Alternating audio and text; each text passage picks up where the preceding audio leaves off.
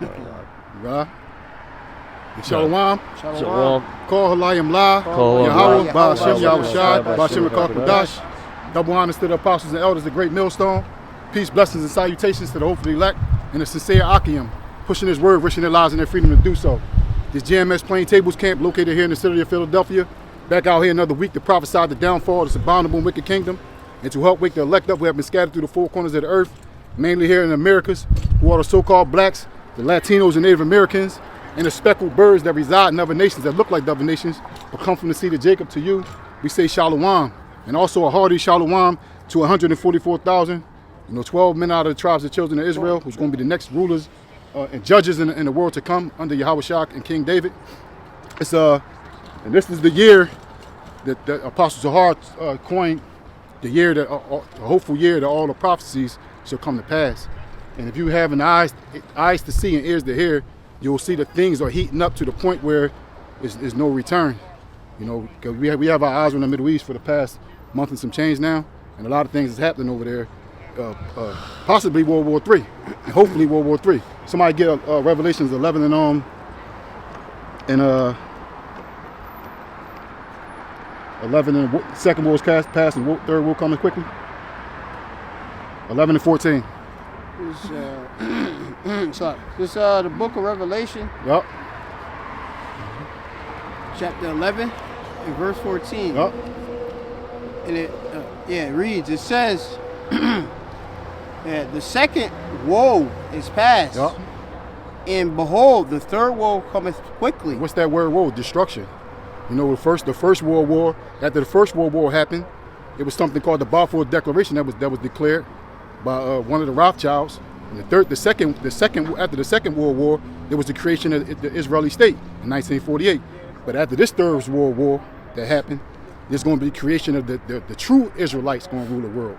They thinking that after this World War, when the smoke cleared, that they're going to build their kingdom up and continue to rule. But that's not in the script. That's not scriptural.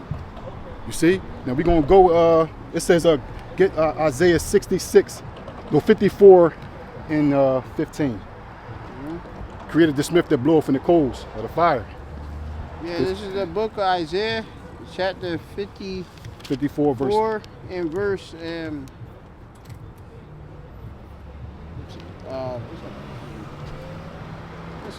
54. Go over one page. Isaiah 54. Yeah, go over one page. Like 15. This way.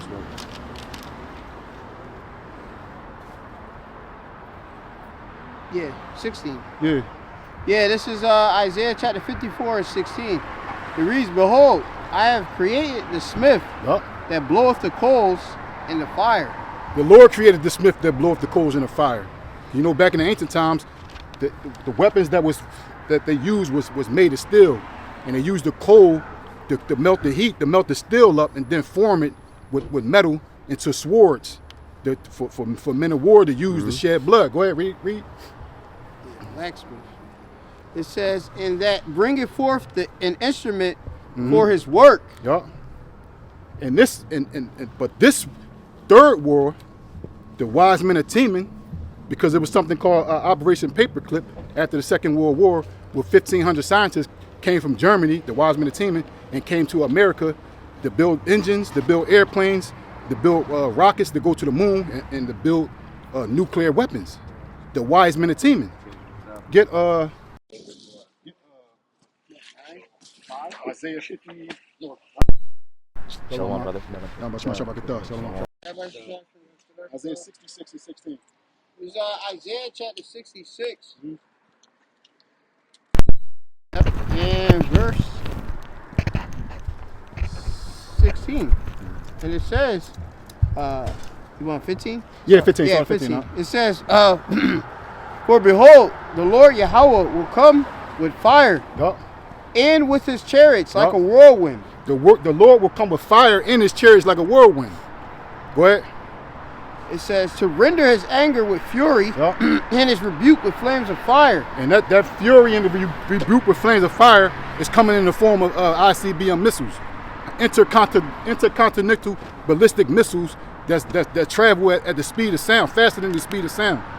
Get Joel, the first chapter, the second chapter, because the prophet Joel had a vision of these missiles, but he described them in a manner in which he understood, because he couldn't. The same way, if you'd have told me 30 years from, because I was born in 71, if you'd have told me when I turned 50 years old that people be walking around with phones in their hands, with big screen TVs with remote controls, I wouldn't have believed you. And if I saw it during that time, I would describe it in a manner in which I understood. So when you go into Joel, the 2nd chapter, Joel was explaining the missiles that he saw in a manner in which he understood. Yep. Go ahead. This Start is from the top, the book of Joel, yep. The 2nd chapter, right? Mm-hmm. Yep. And it reads like it. And it reads, it says, blow ye the trumpet into Zion, or Zion, yep. and sound an alarm in my holy mountain. Blow the trumpet in Zion, to Zion, which means the Lord's monument, and sound an alarm in my holy mountain. So you're supposed to be afraid right now, because the men of the Lord, the Lord revealed the secrets to the servants of prophets, and one of those secrets is that this country right here is going to be destroyed with thermonuclear destruction. Go ahead. Yep. It says, and let all the inhabitants of the land tremble, yep. For the day of Yahweh cometh, for his nigh at hand. Let all the inhabitants of the earth tremble, for the day of the Lord cometh, and is nigh at hand. Why are you going to tremble? Give Revelation 1:7. This is because unbeknownst to men, because this world, Christianity and all these other religions, teach you that our Lord and Savior is going to come down out of the sky with doves everywhere, with palms in his hand, issuing those palms to the people who believe in him. But that's a lie according to the scriptures. Go ahead. This is Revelation chapter 1:7. Mm-hmm. It says, behold, he cometh with clouds, yep. And every eye shall see him, mm-hmm. And they also which pierced him. What's those clouds? Those angels, the chariots. Behold, he cometh with clouds, and every eye shall see him. And though, let's read it again. It says, and they also which pierced him. And they also which pierced him, because it's something called reincarnation. And those Romans that pierced his side with those spears is back on earth today to what? To receive judgment. Go ahead. Yep. It says, and all the kindreds of the earth shall wail because of him. All the kindreds of the earth shall wail because of him. Not be happy when he come back, shall wail because of him. And even the men of the Lord are going to be afraid, because they say the righteous shall scarcely be saved. Go ahead. Even so, Aman. Go back to Joel. Back to Joel chapter 2, and it says, verse 2, It says, a day of darkness and of gloominess, yep. A day of clouds and thick darkness. A day of darkness and gloominess, a day of clouds and thick darkness. So that's how the Lord is coming back, with clouds and thick darkness. So get yourself together before that day come, so that way you can be spared from these missiles that we about to bring out. Go ahead. It says, as the morning spread upon the mountains, a great people and a strong, there hath not been ever the like. And those great people and the strong that has never been the like is the Edomites. Because there's never been a kingdom that existed in the world that conquered the whole known world. But after these missiles hit, it's never going to be a people strong like that again. But us. Go ahead. It says, neither shall be any more after it, nope. Even to the years of many generations. Verse 3, it says, a fire devoureth before them. Yup, a fire devoureth before them. Picture this in your mind. A fire devoureth before them. Go ahead. And behind them a flame burneth. And behind them a flame burneth. And this is what Joel saw. A fire devoureth before them, and behind them a flame burneth. So picture a missile with a warhead in the head of it, and then a fire behind it is the propulsion system that pushes the missiles from one continent to the other. Go ahead. This is described in Revelation as well, but I'll keep going. Yeah. In the 9th chapter. It says, the land is as the Garden of Eden before them, and behind them a desolate wilderness. Because America, before the Esau stepped his bloody foot here, the so-called Native Americans used to drink out of the waters. So many, the animals was plenteous, fruit everywhere. Life was beautiful. The trees was growing beautiful. It was paradise here. Read it again. Before them, it was a Garden of Eden, but behind them a desolate wilderness. That's how much damage that those thermonuclear destructions missiles going to hit and destroy this place. That's how much damage it's going to cause. Go ahead. Yep. It says, A fire devoureth before them, and behind them a flame burneth. Yup. The land is as the Garden of Eden before them, and behind them a desolate wilderness. Yup. Yeah, and nothing shall escape them. And nothing shall escape them. Go ahead, read. Yeah. It says the appearance of them is as the appearances of horses, and as horsemen so shall they run. So that's what Joel saw. He looked in the sky, and in his time, the way men went to battle, they had horses with a carriage in the back of it, and 3 or 4 horses was pulling the carriage, and there was smoke behind it. You see, now imagine that in the sky. You seeing horses running in the sky with smoke coming from behind it. So that's what Joel saw when he looked up in the sky and saw those missiles coming. Go ahead. Yeah, I got a quick precept for you, brothers. You got it up. Real quick. This is Isaiah chapter 9, verse 5. It says, "For every battle of the warrior is with confused noise and garments rolled in blood. But this shall be with burning and fuel of fire." Yeah, because like, you want to break it down now? No, go ahead. Because like back in ancient times, when men fought with spears and swords, and every battle with noise was with confused noise, because when the swords hit each other, you can hear the sound coming off of it. But this will be with flames of fire. Those missiles that we're describing, this is the third world's war is going to be with flames of fire. And if you in the earshot of this message, you're supposed to be afraid, and you're supposed to be figuring out how you're going to escape that. Right. Go ahead. Fine. Back to Joel. This is Joel 2, 2nd chapter, and this is verse 5. It says, "Like the noise of chariots on the tops of mountains shall they leap, like the noise of a flame of fire that devoureth the stubble." If you ever heard a fighter jet fly over your head, the sound is so strong that it make you want to drop to the ground. So when he heard that, imagine a intercontinental ballistic missile flying at faster than the speed of sound, flying over your head. It's going to scare you. It's going to shake you to the core. The sound is so loud that you're going to be. And that's what Joel heard. You're not going to be able to see it, but you're going to be able to hear it. Go ahead. Con. It reads on. It's a lot, because if you ever watched the movie with what's the brother name? What's the Edomite name in Mission Impossible? Tom Cruise. When they had Top Gun, when the fighter jet flew past the tower, it buzzed it, and it made the officer in there spill a coffee on him. And that's just a fighter jet. So imagine a intercontinental ballistic missile flying over, what it's going to buzz. Right. I got a little definition for you. It's like you were going into, if you ever heard the term sonic boom. It's a loud explosive noise caused by the shock wave from an aircraft traveling faster than the speed of sound.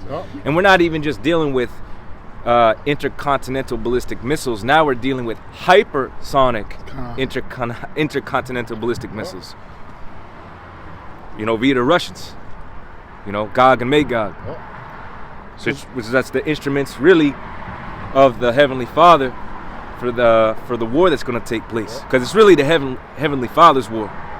You know, they call it the war to end all wars, right? But that's the instrument that the Lord is going to use to purge out the wicked. You know, and the Lord is the one that gave you that technology. I'm sure the brothers probably already brought that out in Isaiah. Isaiah what? 54? Yeah, we already brought okay, come. You know, same scientists that in Operation Paperclip that came over here to America, the Wiseman and Teeman, some of them went to Russia too. So that's how Russia was able to build up its arsenal, and America and Russia is like number 1 and 2, and basically destroying each other. Go ahead. All right. Yeah. It says Joel chapter 2, and now this is verse. You want to read all the way down to 11? Yes, back at verse 5. It says, "Like the noise of chariots on the tops of mountains shall they leap, like the noise of a flame of fire that devoured the stubble, as a strong people set in battle array." Go ahead. Which before their face the people shall be much pain. Before their face the people shall be much pain, because it's going to be an alert system saying that you have 30 minutes to take shelter, because ICBM's missiles or hypersonic, did you say, Hypersonic ballistic missiles? Hypersonic ballistic missiles are headed your way. So before their face, people, going to be much pain. Because it was something that happened in Hawaii a few years ago when the brother Gabar, I guess they had like a missile alert system over there. And the people was fucking through. Right. And the same thing's going to happen when they put that alert out here. Before the missiles come, their face is going to be much pain. And we're looking forward to that. Because we know once that happened, you know, the elect of Israel is going to go up in the clouds. You're going to hear a shout and go up in the clouds. Get that? Revelation 11. Yep, this is the book of Revelation, chapter 11. And that started right here, verse 12. I want you to start up. Right there, start at 8. It's Revelation chapter 11 and verse 8. Uh-huh. Yeah, like you hear this, these birds, right? There's gonna be a great slaughter in Basra. Mm-hmm. All right. Yeah. So this is Revelation chapter 11 and 8, and it reads. It says, "And their dead bodies shall lie in the street of the great city, which spiritually is called Sodom in Egypt, where also our Lord was crucified." Who is those dead bodies? They're not literally dead bodies. They're spiritually dead bodies. Who the Israelites? Who read it again? Con. Which shall lie in that great city, which is spiritually called Sodom and Egypt. Yep. Because this place is spiritually called Sodom and Egypt. Because everything that happened in Egypt is happening here. We was in slavery in Egypt, and everything that happened in Sodom and Gomorrah is happening here at an astronomical rate. Because Sodom and Gomorrah and the surrounding cities was destroyed by fire and brimstone because of the abominations that was committed in the midst thereof. Go ahead. Fine. And our Lord was crucified here because our Lord was X'd out. They X'd him out and they put a white man with blonde hair and blue eyes and said, "This is your Lord and Savior. He loves everybody. You can do whatever you want to do, how you want to do it, and he's still going to save you." Go ahead. Yep. Yeah. Yeah, I mean, we just walked by a dead body right exactly. there. The dude and the girl, they were both dead, right? Spiritually. And they could have been Jake's too, Slot. They are Jake. No, yeah, that dude was Yeah, definitely the Ephraimites. I think Yeah, they're like the yeah. Ephraimites. They Ephraimites, and they on drugs and stuff. You know, so they spiritually dead. You know, if anything possessing them, obviously it's the spiritual demon Satan animating them to go do whatever else. Well, that's the only thing propping them up. You know what I mean? Is those different spirits. Exactly. They wouldn't even be doing drugs if they didn't have demons on them. Yeah, exactly. Yeah, finish. And look, like he looked like he wearing clothes. They look clean, but he's spiritually in an unclean state. Yep. You know, his spirit ain't right. He looked like an extra from the Walking Dead series. Yeah, he's going about. Look, he stupering, staggering into the street. The only thing he missing is all the obnoxious growling. Alright, yeah. He screamed though. He's like, "Oh," you know, but like he got to hold on to something just to keep upright. And his woman, look, you know, she doing her own thing. She just going straight. Controls him. You know? He controls him. Yeah, he just a little puppet and stuff. You know, and Drew. you know, that's a terrible way to live. You know, so you know, if the water y'all by Shimei we're never like them because we could be in that same estate. You know, you don't have to be on drugs to be dead. You know, you can be dead by obviously adopting different ways. Well, one of the worst diseases is that of the heart, the plague of the heart. Yeah. To be mentally unstable, man, or unstable. Madness. Being tortured by your own thoughts. Yep. That's one of the worst things to say. You know, as they say, there's some things worse My than mind death. playing tricks on me. Yeah, there's some things worse than death. You know. Yeah, that's a disease, a curse, plague. Aye. Scripture said, "Give me any plague, but the plague of the heart." Yep. That's exactly the one that I was thinking. All right. So it says. Also, I got some information for y'all brothers to further the point. Now, Sorry. go ahead, finish that. It's about them hypersonic ballistic missiles that Russia has. So just real quick, man. So this system, right? I'm just gonna get right to the point. It translates into English. Dagger. It's like a sword. Yeah, and that's how the scriptures define these weapons. Right, the sword. Yeah, a lot of the times when you see the term sword, really what it should say is missile. But as the brothers already went into, it symbolically represents the missiles, but they were using the terminology that they had at their time. Right? A lot of bloodshed is going to happen. A lot of dead are going to as a result, there's going to be a lot of dead when that missile hits, or when these missiles hit. I just wanted to read that real quick. It says, the Kinzhal missile system has emerged as a game-changing innovation in Russia's military arsenal. It says this cutting-edge hypersonic weapon, known as the Dagger, has drawn international attention for its speed, precision, and potential impact on modern warfare. In this article, we will explore the Kinzhal missile system, its capabilities, and its implications for global security. Now, apparently, this goes beyond Mach 5, which I think is what did it say? Mach 5, or 5 times the speed of sound. Known as, again, the Dagger. It says, symbolizing the weapon's swift and deadly nature. The system is designed to carry hypersonic missiles, which are capable of traveling at speeds exceeding Mach 5, or 5 times the speed of sound. That's all I wanted to bring out. In the scripture in Joel, it talks about when they fall upon the sword, they shall not be wounded. Yep. So it's like they impenetrable. Yeah. There's nothing you could do to stop the yeah, because this is really the Lord's weapons. These are the Lord's weapons. Again, that's why you go back to Isaiah 54. It said the Lord created the smith that bloweth the coals. That's what I wanted to bring out. We got to bring out it again, since we going into it. Isaiah 54:16. Well, you got it. Yeah, let the brother read it. Go ahead, read it. Isaiah 54:16. Behold, I created the smith, bloweth the coals in the fire, and that bringeth forth an instrument for his work, and I have created the waster to destroy. Yeah, so the Lord is the one that really created the missiles. Okay, he gave these Edomites, particularly the German physicists, okay, to create these missiles, but these are really the Lord's weapons. Can somebody really quickly get me Psalms 10 and 2? You can start at 1, but 2 is the point. I'm giving it right back to y'all, brother. Come on, you got it right. Psalms 10 and 2, whoever gets it first, you can read it. Psalms 10 verse 2.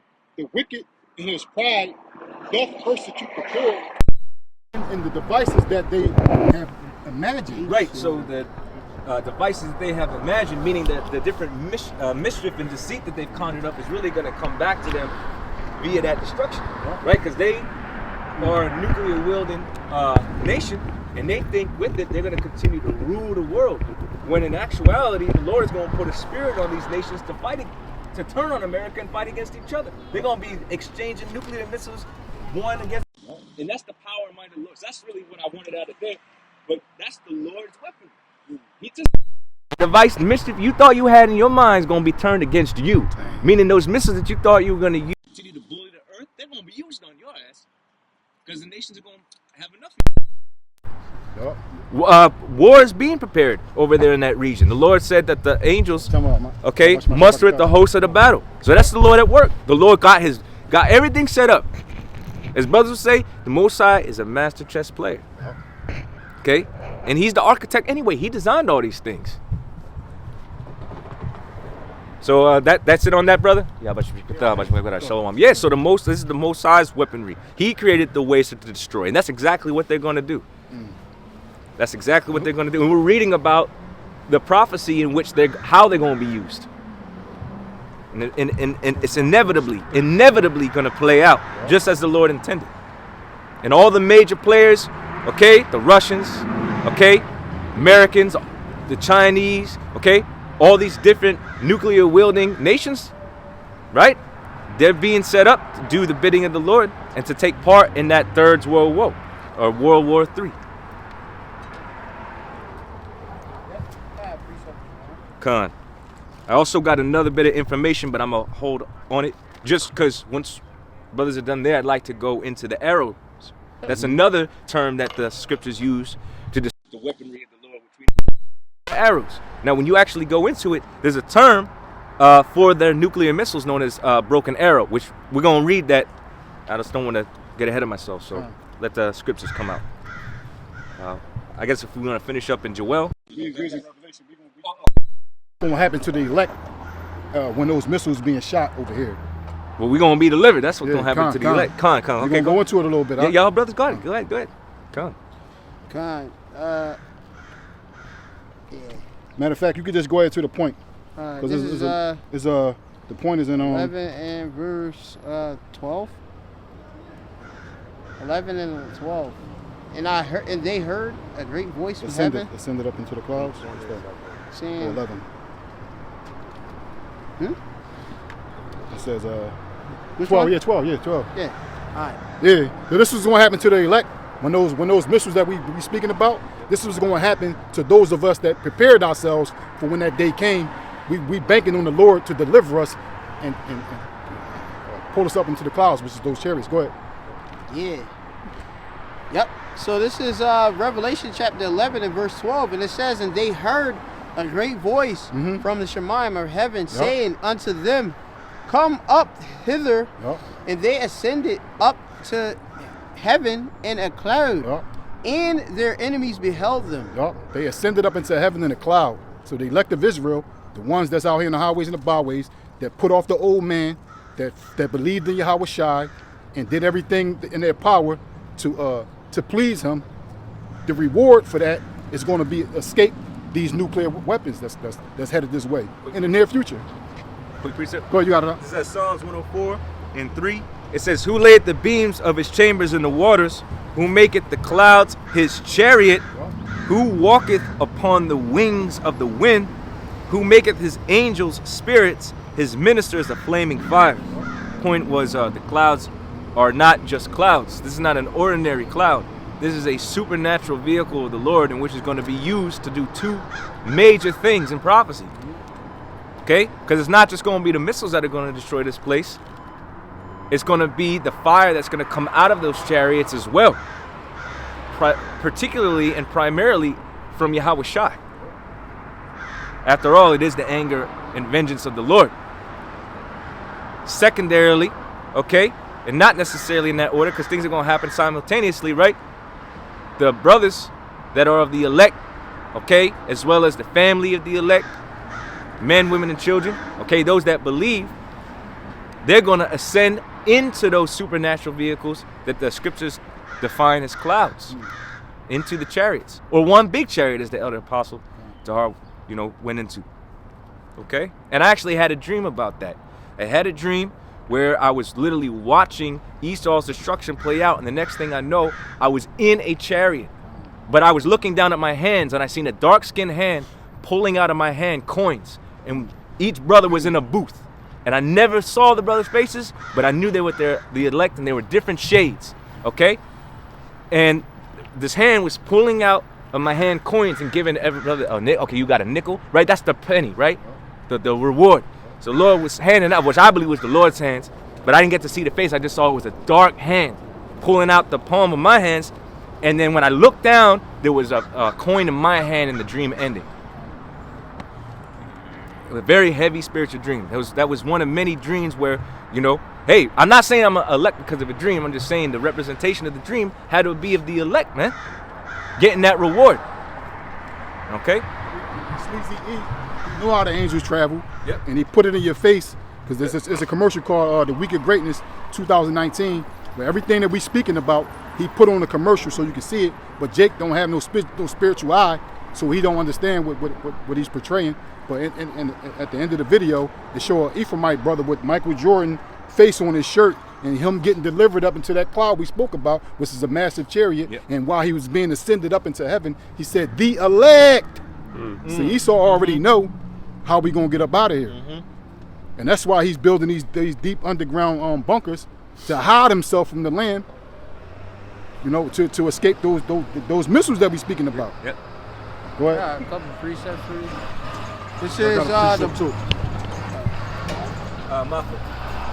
This is Matthew chapter 24 and verse 27. It says, "For as the lightning cometh of the east, and shineth even unto the west, so shall the coming of the Son of Man be.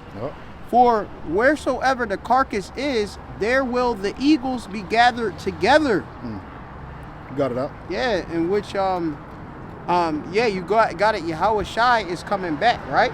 And Yahweh Shai is coming back with the angels, right? Which is going to deliver the elect, all right? Wherever the carcass is, the eagles being the angels, all right, are going to come and get us, It's a precept in Deuteronomy too that goes with it. But yeah, man, and they gonna come, you know, and they gonna deliver the elect. All right, and it's gonna be righteous. All right, and now here's another one real quick, and then the brother Malaka gonna actually get another pre. This is the book of Isaiah chapter 26 and 20. It says, "Come, my people, enter thou into thy chambers, and shut thy doors about thee. Hide thyself as it were for a little moment, until the indignation be overpassed." Right. Glad you got it. Yeah, which you're gonna have that nuclear destruction.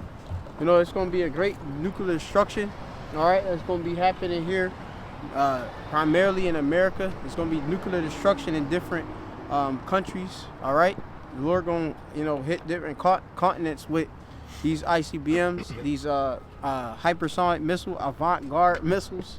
All right, it's gonna be great, man. It's gonna be amazing. And the elect, they're gonna, as the brother was describing, you know, in a vision, like something like booths, chambers, rooms, and stuff. Hey, you know, in them chariots, man, and they gonna see it, you know, right, basically like, yeah, right underneath them, you know. That's in Revelation, what, 15? Real quick too. Let's get one more. This is Revelation chapter 15 and verse. I'm gonna start at verse 2. It says, "And I saw as it were a sea of glass mingled with fire, and them that had gotten victory over the beast," which is the elect, got victory over the beast being NATO, the EU, this whole Roman system. The elect got the victory, do Yahweh Shai. And over his image, the Roman system is the image, all right, of the beast. And over his mark, the RFID C-hip, all right. The image is his philosophy, right, his NWO. Mm-hmm. Nope. Trying to get everybody to integrate into that system through the mark, which is the C-hip. You know?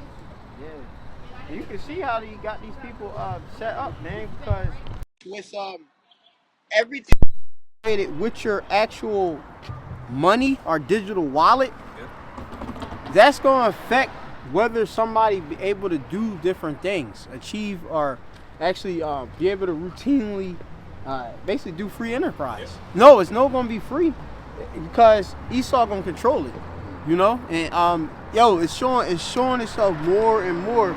You know, you look at China, you know, and you also different people that speak like different the alternative media, they starting to see like a lot of their different their channels being shut down, which their channels a lot of times is linked with different payment options that can get them paid.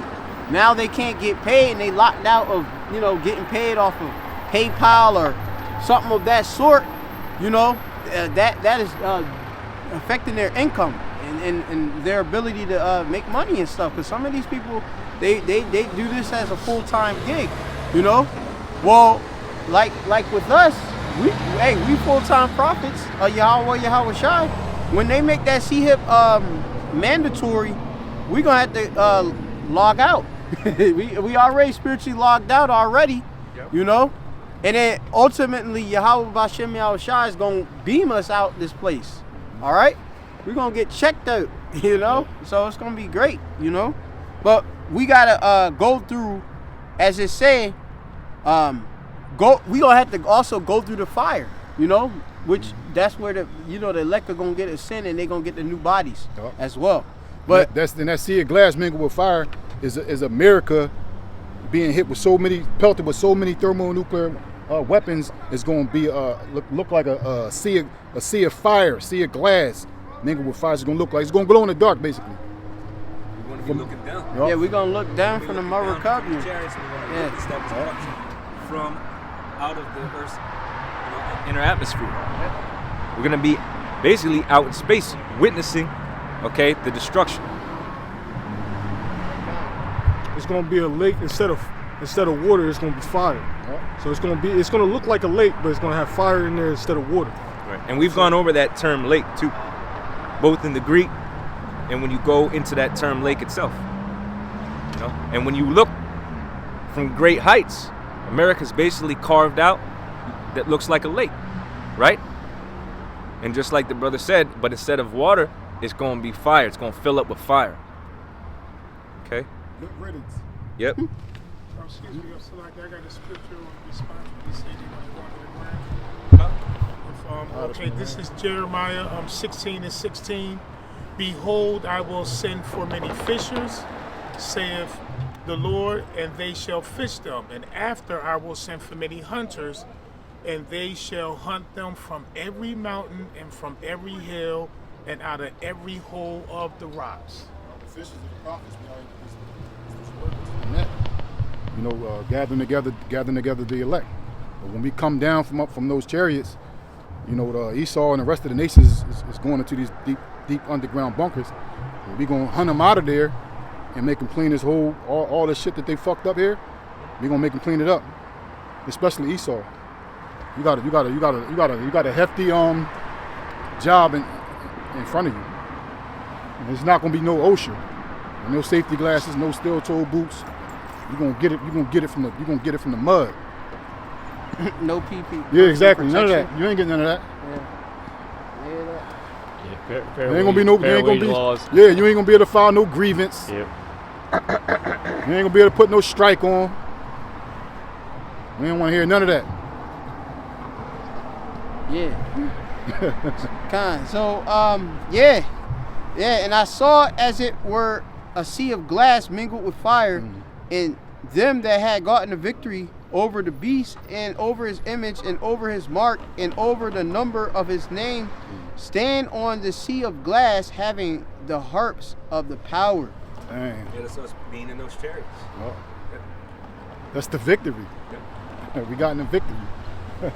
Yeah. That's why we out here. Freezing with fire. That's why we going through all this this pain and suffering, because you can't see on the other side of the camera the things that we go through, you know, to stand out here in the highways and the byways and push this word.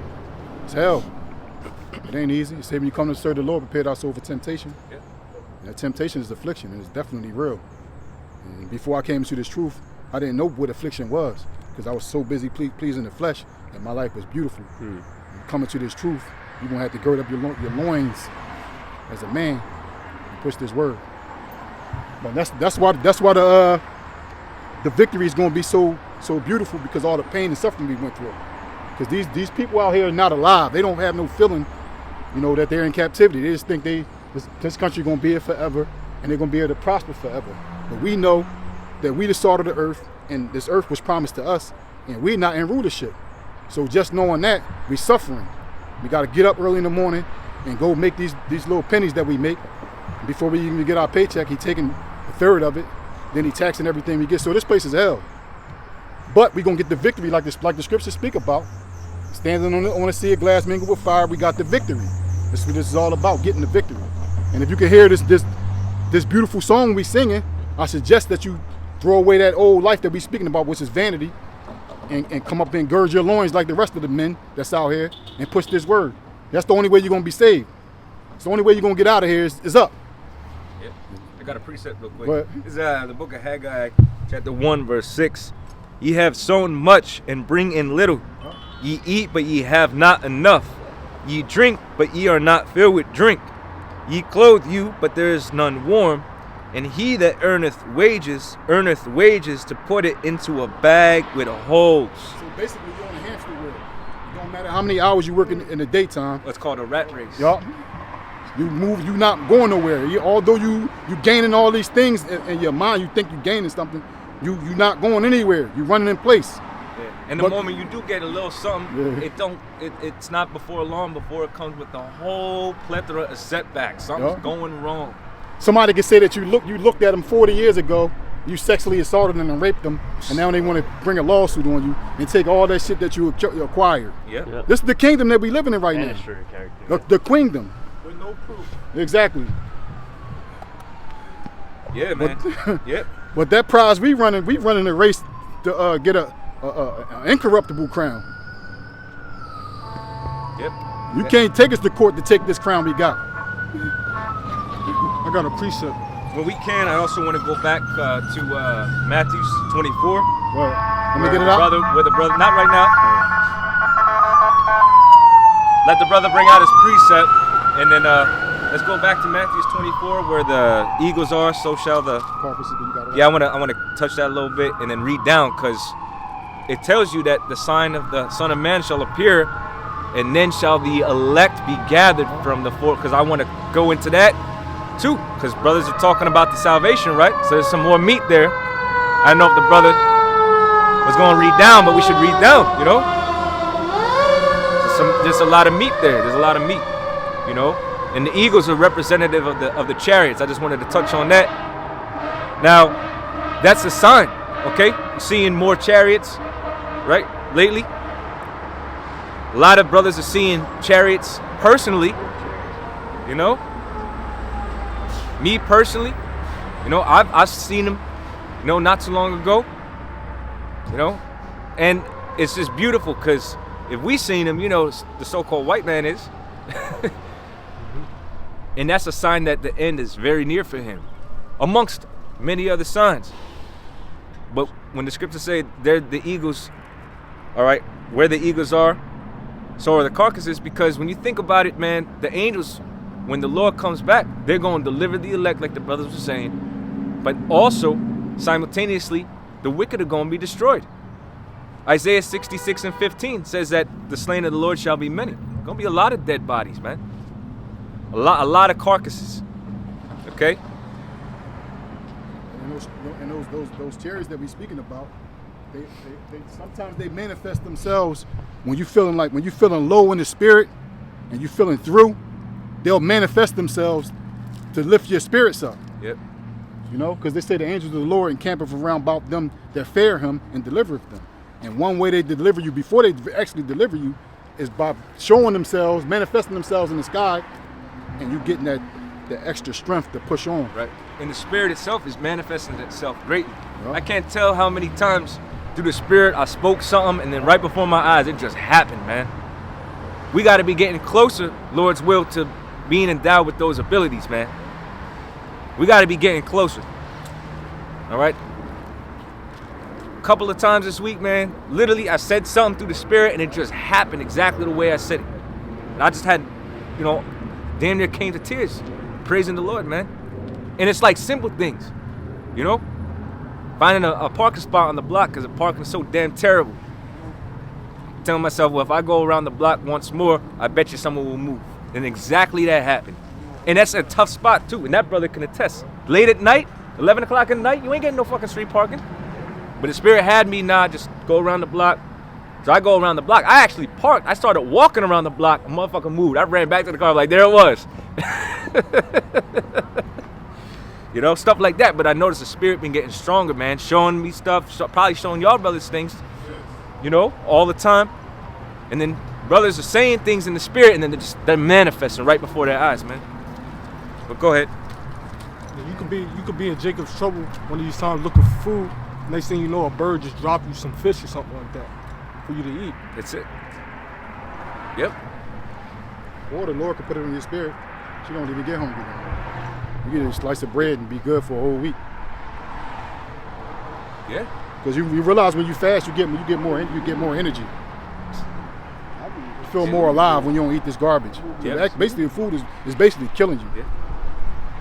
You can't be expecting to have a full course meal. You know what I'm saying? 9 times out of 10, you're not gonna have a full course meal. You're only gonna have what you need. You know what I'm saying? Yeah. It said that we shall eat in those days. The Lord's men is gonna eat in those days. It never said that you're gonna have a full course meal. You know? We're gonna see the Lord gonna work, man. The Lord gonna work mighty, wondrous works in our time. Okay? Miracle after miracle. Hey,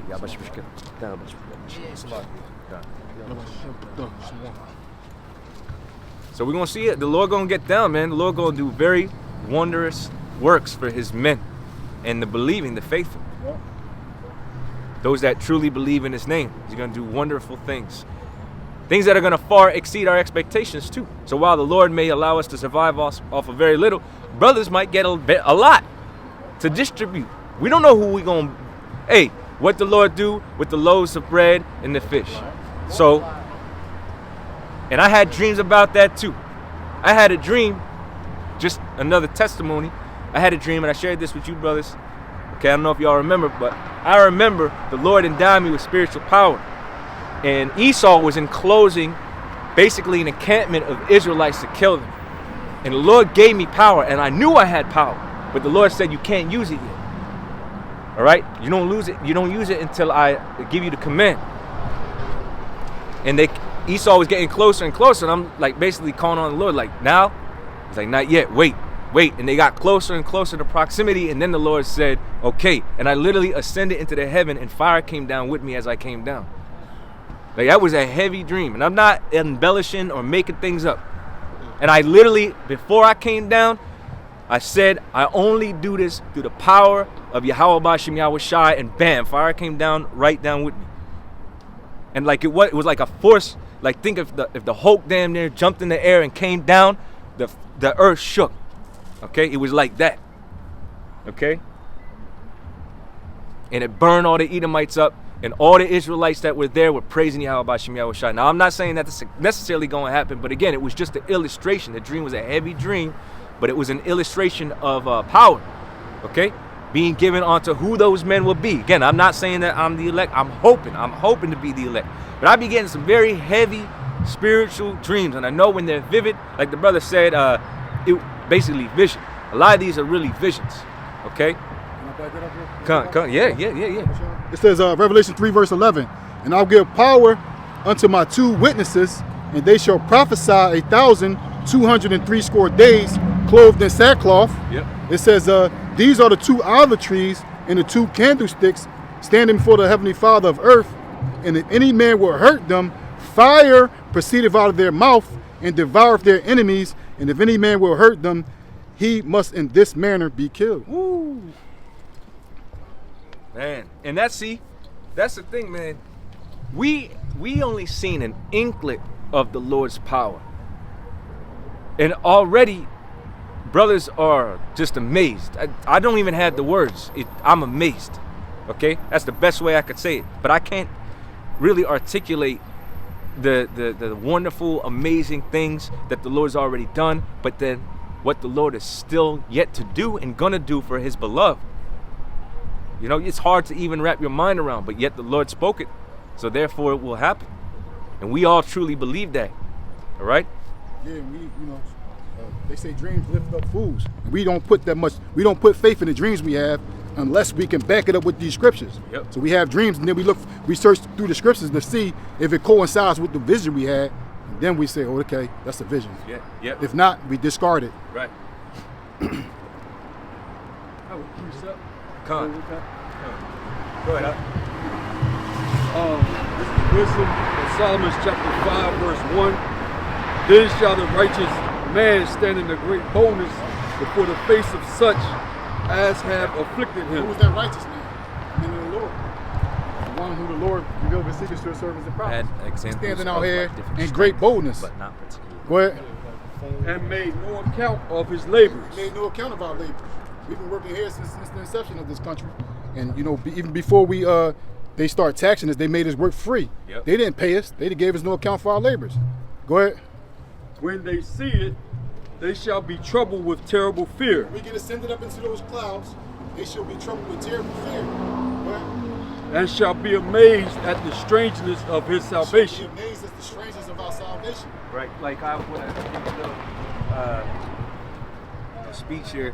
It's like if the brothers got to see the elder apostle Tahar and what was it, Yashaya on the Shirley show.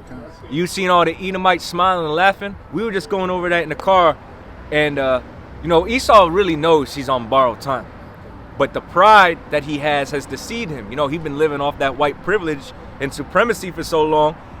It's in his mind, begin with the top ruling elite. Who shall bring us down? Who gonna bring us down? The Lord gonna bring you down, right? The Lord gonna give you a death blow through those missiles, and then as joint heirs, okay, and being his people, we gonna finish the job because we gonna be endowed with that power, and we gonna put you in captivity. Any little strongholds you still got, right? Because y'all gonna retreat into them bunkers, like the brother said, and those bunkers, they living like kings, okay? Because as the elder, well, all the elder apostles brought out, but notable mention to the elder apostle Ariam Lab, he goes into the continuity of government, which basically they have a system set in place, okay, thinking that they're going to be able to continue their rulership after all of the fallout. That's not going to happen. But with the continuity of government in these different bomb shelters, they're going to have their servants, technicians, everything is going to be fully operational. But once the elect is given that spiritual power, we're going to go into those, different rocks and, as the scriptures say, you got that? Yeah, that's the spirit. And we're going to deal with them accordingly. Going right into captivity. The brother mentioned it earlier. The first job that they're going to have is to clean up the dead bodies that are throughout the different areas. Okay? And that's scripture, Revelation 6 verse 14.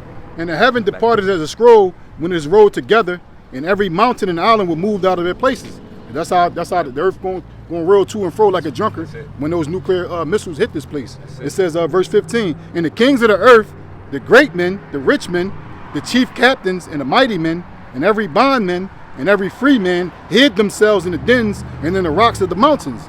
It says, and said to the mountains and the rocks, fall on us and hide us from the face of him that sitteth on the throne and from the wrath of the Lamb. You see, and that's what he's speaking about.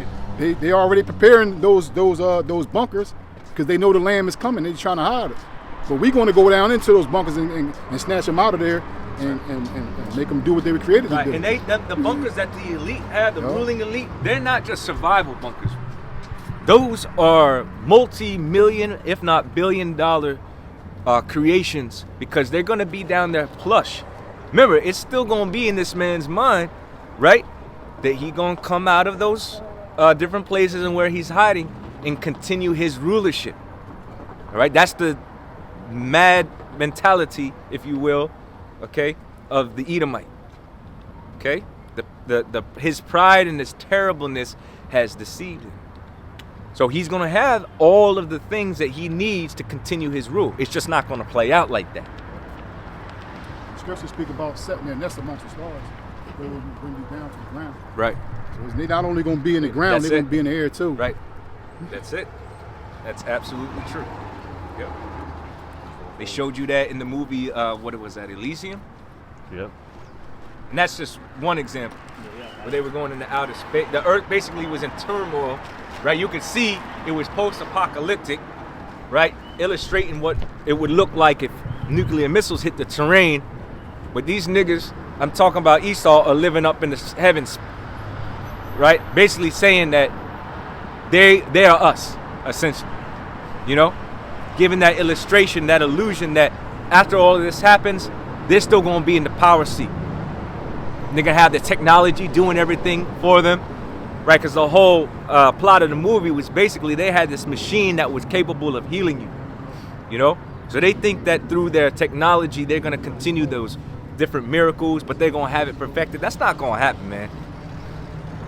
And that's what Esau's trying to do. He trying to bring into fruition his version of the kingdom, where he's ruling. But he's ruling through his technology, so on and so forth. Right. But as the brother just read, you're going to be removed from those places. And you're going to be dealt with accordingly. The Lord going to take away your power. As he's already doing. Your power is already being taken away from you. Right. The sign is, as the brother read about the 2 olive branches. Right? The tribes coming back together. Then the brothers reading Wisdom of Solomon, the 5th chapter. We should finish that. Gotta come back over here. Because remember, the strangers of their salvation. Right. Like I was telling this brother, when you watch that show, the look on the Edomites' faces, and when the one Edomite stood up and said, so what are we talking about, revenge here? It's like you think that you were going to be the only nation that, had its rise but not its fall? The way you've been living? And that proves Esau reads the scriptures, and he knows certain scriptures, and he knows about things, but he don't really believe. You don't have that full understanding. Like I said to this brother, when you're being defeated by your enemy, normally you wave the white flag. He ain't waving no white flag. He just going harder and further, not realizing that he's essentially leading himself right into his own downfall. Because you playing out the plot of the Most High right now. Every time you make these different moves. So pride won't allow him to accept essentially his fate, is what I'm trying to say. Because it says in the scriptures, Job 20, in the fullness of his sufficiency, he shall be in straits. Okay? So everything in due time. But we're here declaring his end, right? There you go. And he can't do shit about it. That's the beautiful thing. He'll laugh, he'll mock, he'll scoff, and yet the Lord is working a beautiful, wondrous work right before his very eyes, where the elect are back up on their feet. The hopeful elect, the Israelites, are back up on their feet again. He never thought that was possible, but he don't believe he's going into slavery. He has another thing coming. Go ahead, Wisdom of Solomon. Come back there. Come. Chapter 5, verse 1. I'm gonna hold my time. Then shall the righteous man stand in the great boldness before the face of such as have afflicted him, and made no account of his labors. When they see it, they shall be troubled with terrible fear. Yeah, they didn't make no account of our labors. They thought this was all for nothing. They thought that this was just going to fall on deaf ears, right? That nothing was going to come out of us coming together as a nation, returning back to our nationality and to our heritage. Shit, our own people don't even believe that this is worth anything. Our own people don't regard the work of the Lord, okay, and his men and the labor that's involved in this ministry. Like the bug out Christian we dealt with last week. These people that walking down the street is going about their day to day. They're not going to realize until they have no choice when reality kicks in that door. You know? What I mean by that is when Esau, okay, their beloved trusted, for them, they trust this man, right? All of that is going to be done away. Then they're going to see, oh yeah, y'all fellas were right. He is the damn devil. I thought that was just a conspiracy. I thought y'all were just full of hate. You know? Because our people are under a strong delusion. Strong delusion. The more this man oppresses you, the more you love him. He got a gun to your head and a knife in your back, and you're still talking about, oh, can't we all get along? Can't there be peace? Why do we gotta hate? Why y'all feel the hate? Well, the Most High hates, isn't that? Right. And as by extension of that, we hate what the Most High hates. So we hate wickedness. We hate Edomites. We hate 2/3 of our own people.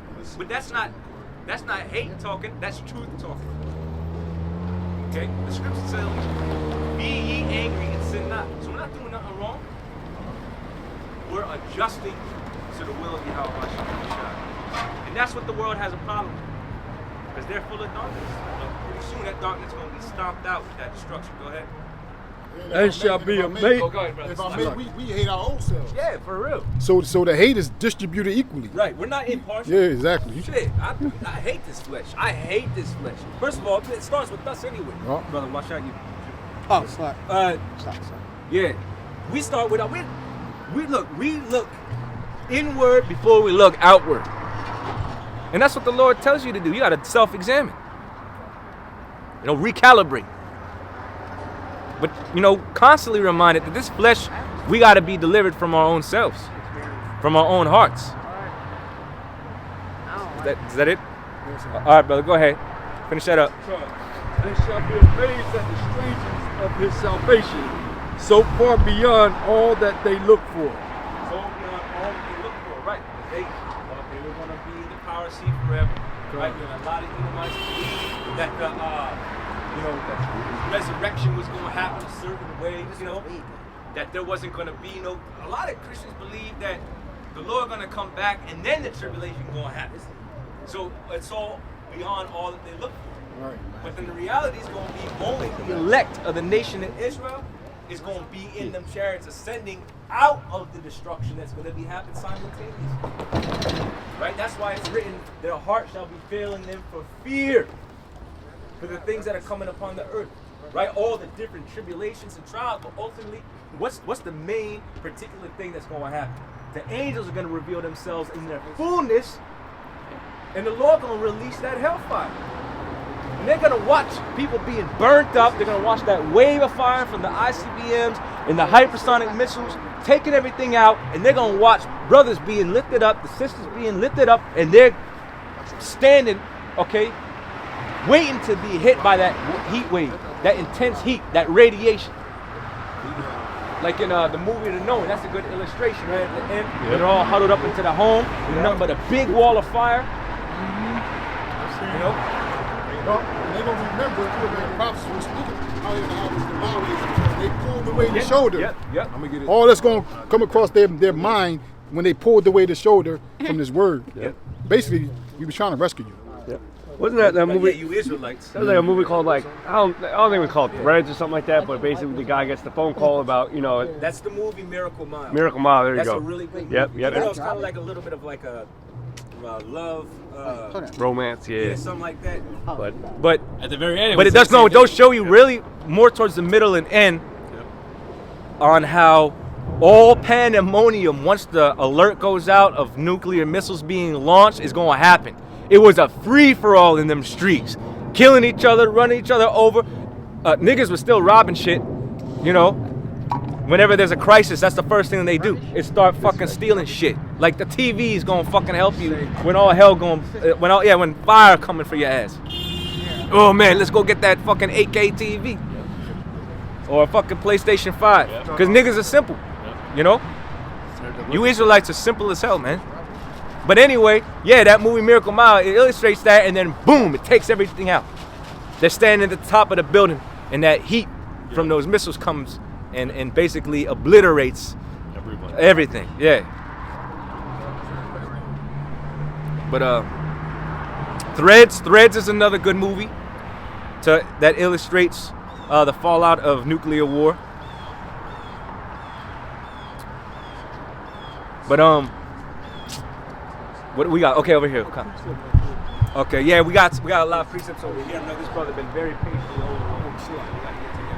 Go ahead. This is what you was bringing out Psalms chapter 78, verse 49.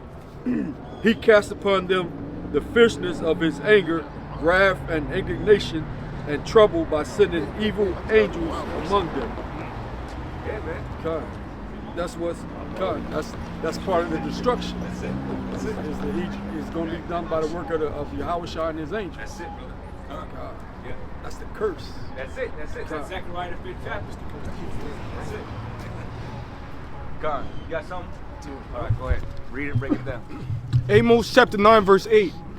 Behold, the eyes of the Lord, behold, the eyes of the Most High are upon the sinful kingdom. So it says the eyes of the Lord are upon the sinful kingdom.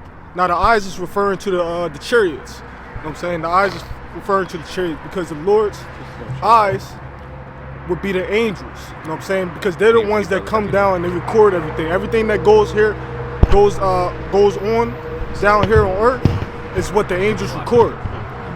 And it says, I will destroy it from the face of the earth. You know what I'm saying?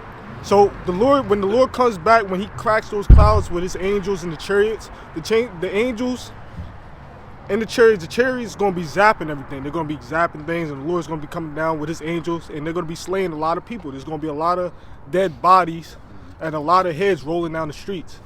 You know? And and that sinful kingdom is America. This is the most abominable, wicked, immoral, filthy kingdom that ever existed in the face of the earth. Right. And the Lord is going to destroy it, rightfully so. Every law that is written in the Bible, America has broken it. Oh. Every single law that you could think of that is in the Bible, this kingdom that we're in, America, which is known as Babylon the Great in the scriptures, Right. has been broken. Well, You know what let I'm me saying? say this too. If you look at Esau's so-called Constitution and Bill of Rights, that's just a plagiarization of the scriptures. Think about it. You're not supposed to harm your fellow man. You're not supposed to destroy his property. But that just goes to show you this man's the devil. Why couldn't you just use the scriptures? What's that? Psalms 50. He casteth the words and instructions behind him. Why the hell you need a Bill of Rights when you got the scriptures? Why do you need what do they call that? The Constitution when you got the scriptures? And it goes to show you they don't even follow that because their judicial system is fucking full of hypocrisy. And then they have you swear on the Bible to tell the truth and nothing but the truth. But wait a minute, you're not telling the truth. You're a liar, you're a thief, and you're a murderer. So how can you tell somebody else to swear by the Bible when you're not even following what's in the Bible? That don't make no sense. Yeah, they don't uphold what's ever in there, but that proves it's not for them. Okay? They're completely contrary and opposite of Yakalba Page and these precepts and the commandments. Complete opposite. All right. So it says, behold, the eyes of the Most High are upon the sinful kingdom. Like I said, it's America, and the eyes will be referring to the chariots, and the angels, referring to the angels. You know what I'm saying? And it says, I will destroy it from the face of the earth. So the Lord is coming back not to speak, give flowers, give hugs, or show any type of love, but pain, and nothing but pain and violence when the Lord comes back.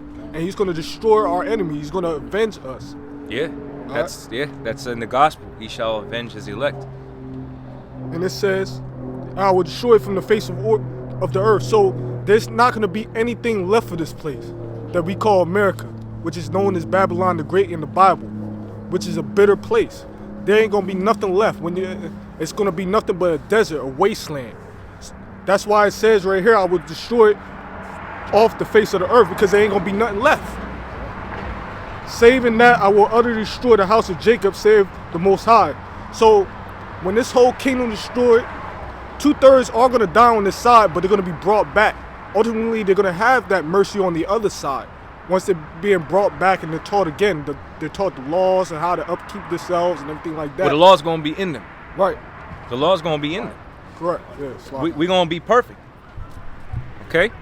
We're going to be perfect. Right now, we got to learn everything. We're relearning everything. Okay? But when we in the kingdom, we're going to know. Because we're going to be programmed to know. All right? Just like on a low level, we already got it in us now. It's called a conscience. Right? There's certain things that even in the world you wouldn't do. But it was according to the law. You just didn't know it. You had to come under that schoolmaster. Oh, okay. Yeah, I mean, it makes sense. That never really resonated with my spirit. I wouldn't do something like that anyway. So it's already kind of in us. In the Edomites, it's not in them. They do as they feel. That's it. That's the only thing that matters. But in the kingdom, we're going to be perfect. Our children are going to be perfect. The black woman's going to be perfect. Imagine that. The Latina women, you're going to be perfect.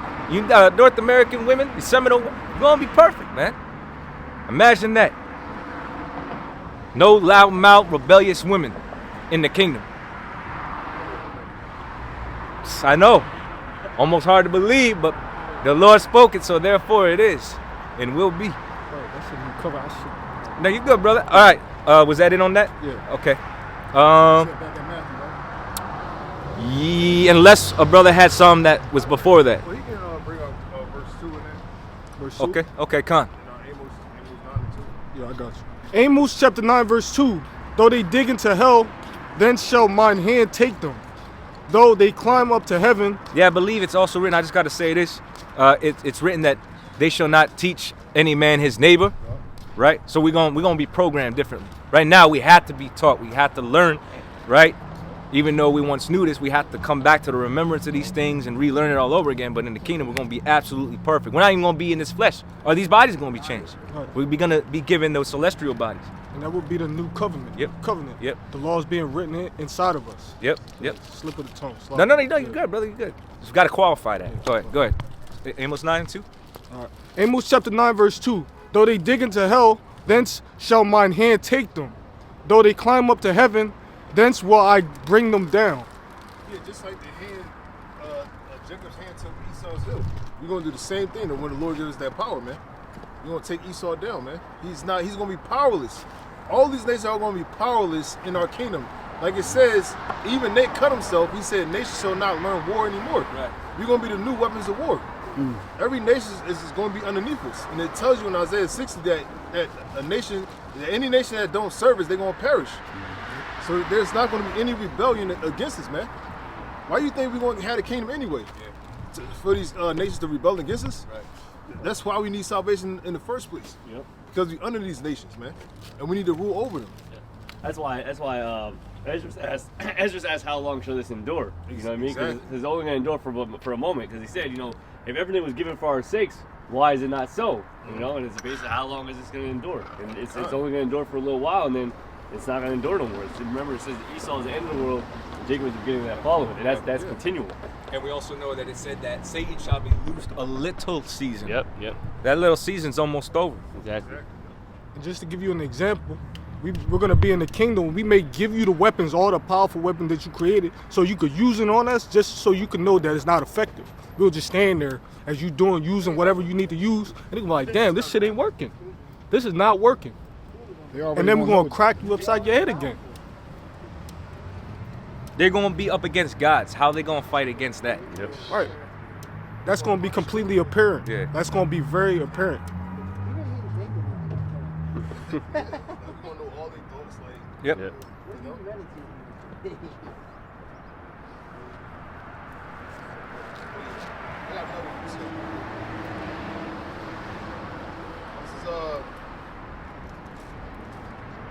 Psalms 149, verse 2. It says, "Let Israel rejoice in him that made him.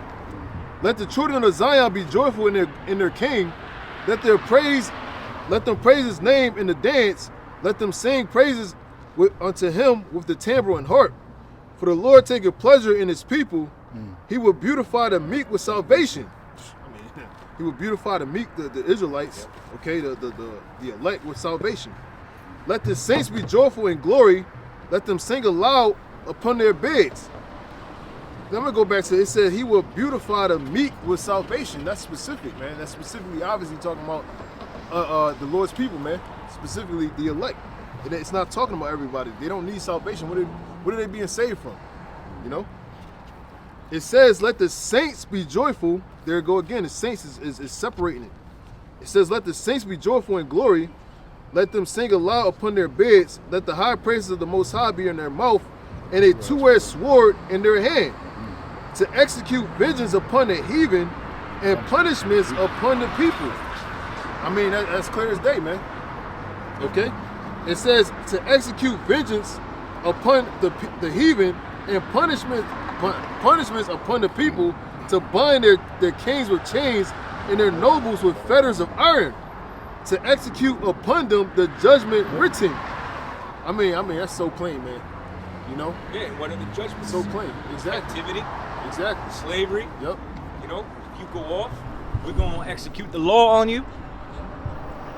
Some things that, you may do, you might get put, to death on the spot. All right? Other things, because remember, there's sins unto death. But we're going to see how it all plays out, but that's the judgments. Beginning with captivity, beginning with slavery. That's written.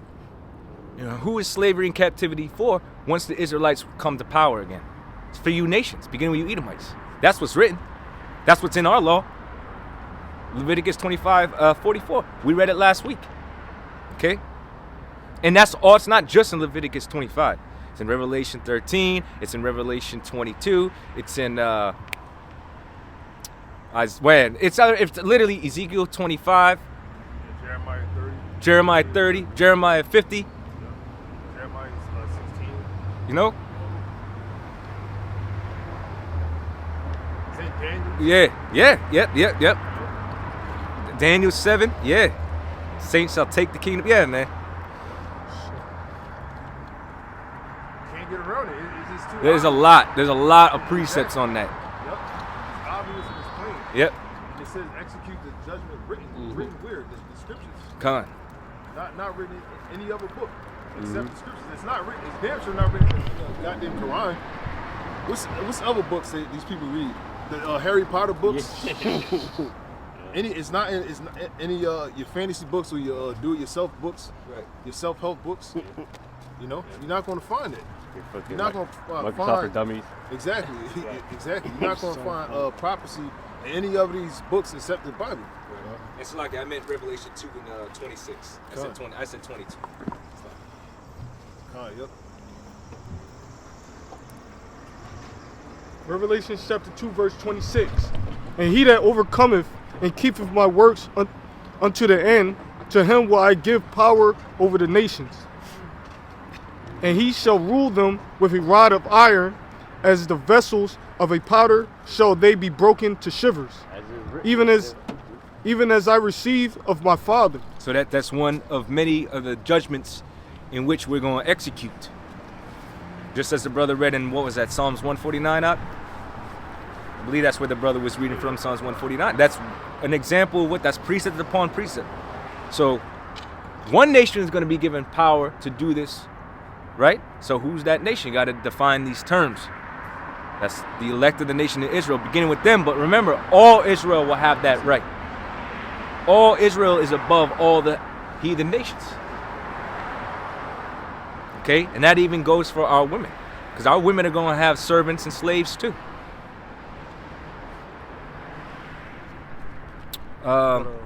Yeah.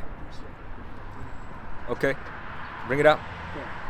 This is Psalms 137, verse 7. Remember, O Lord Yahweh, the children of Edom in the day of Jerusalem, who said, race it, even to the foundation thereof. Race it means destroy it. So in our day of calamity, when the ancient Romans came in and slaughtered us and basically killed us off and ran us out of Jerusalem, the Edomites were saying, race it, destroy them. They did that when the other nations were ruling. When the other nations were ruling over us, they helped the other nations. Okay. O daughter of Babylon, who art to be destroyed. Now this is how you know that the scriptures bring up Babylon. It ain't necessarily talking about ancient Babylon. Okay. It equated Edomites with Babylon. Why? Because we're in mystery Babylon right now, which is America. And who rules America? The so-called white man. The Edomites do. Okay? It's his power structure. Okay? Through his military and through his, economic influence. Happy shall he be that rewardeth thee as thou hast served us. Happy? Read that again. O daughter of Babylon, who art to be destroyed. Right, and it distinguished itself too. It said, O daughter of Babylon. Okay? Because America has all the traits of ancient Babylon and really of all the other kingdoms. Okay? So it's almost like an offspring. It's relative, but it's different because it's talking about a different place. But it's likened onto ancient Babylon, which means what? Confusion. But where do you have the grandest confusion out of any kingdom, of any place? Right here in America.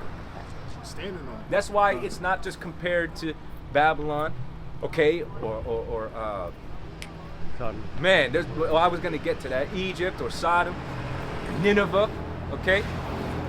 It's compared to all these places because it essentially is all those kingdoms, the revival of those different areas in one. The diaspora, right? When they got dispersed, when our people went through the four corners of the earth. Remember the movie Roots came out in America years ago with Alex Haley, The Roots? You mean the newer one? There was the newer one and then obviously the original. Well, yeah, that old one when they showed how we was brought over here. Yeah. Well, they could have made a Roots in all the nations, China, Russia, Paris, because we was dispersed throughout. So we was working for free throughout the whole world. Like we was throughout the four corners of the earth. I went to Paris a couple years ago. They had a hood with people that looked just like me. They just spoke French. Right. But they got ghettos and everywhere you go. Yeah. So and they look just like us. Slovakia, brother, but the first slaves came out of Europe anyway. Okay. They didn't come from the western interior coast of Africa. They were already trading our people in the mid to later 1500s. I don't know if it was Spain or if it was Spain. Was it Spain? Okay. So they were already doing that. And then it just progressed from there.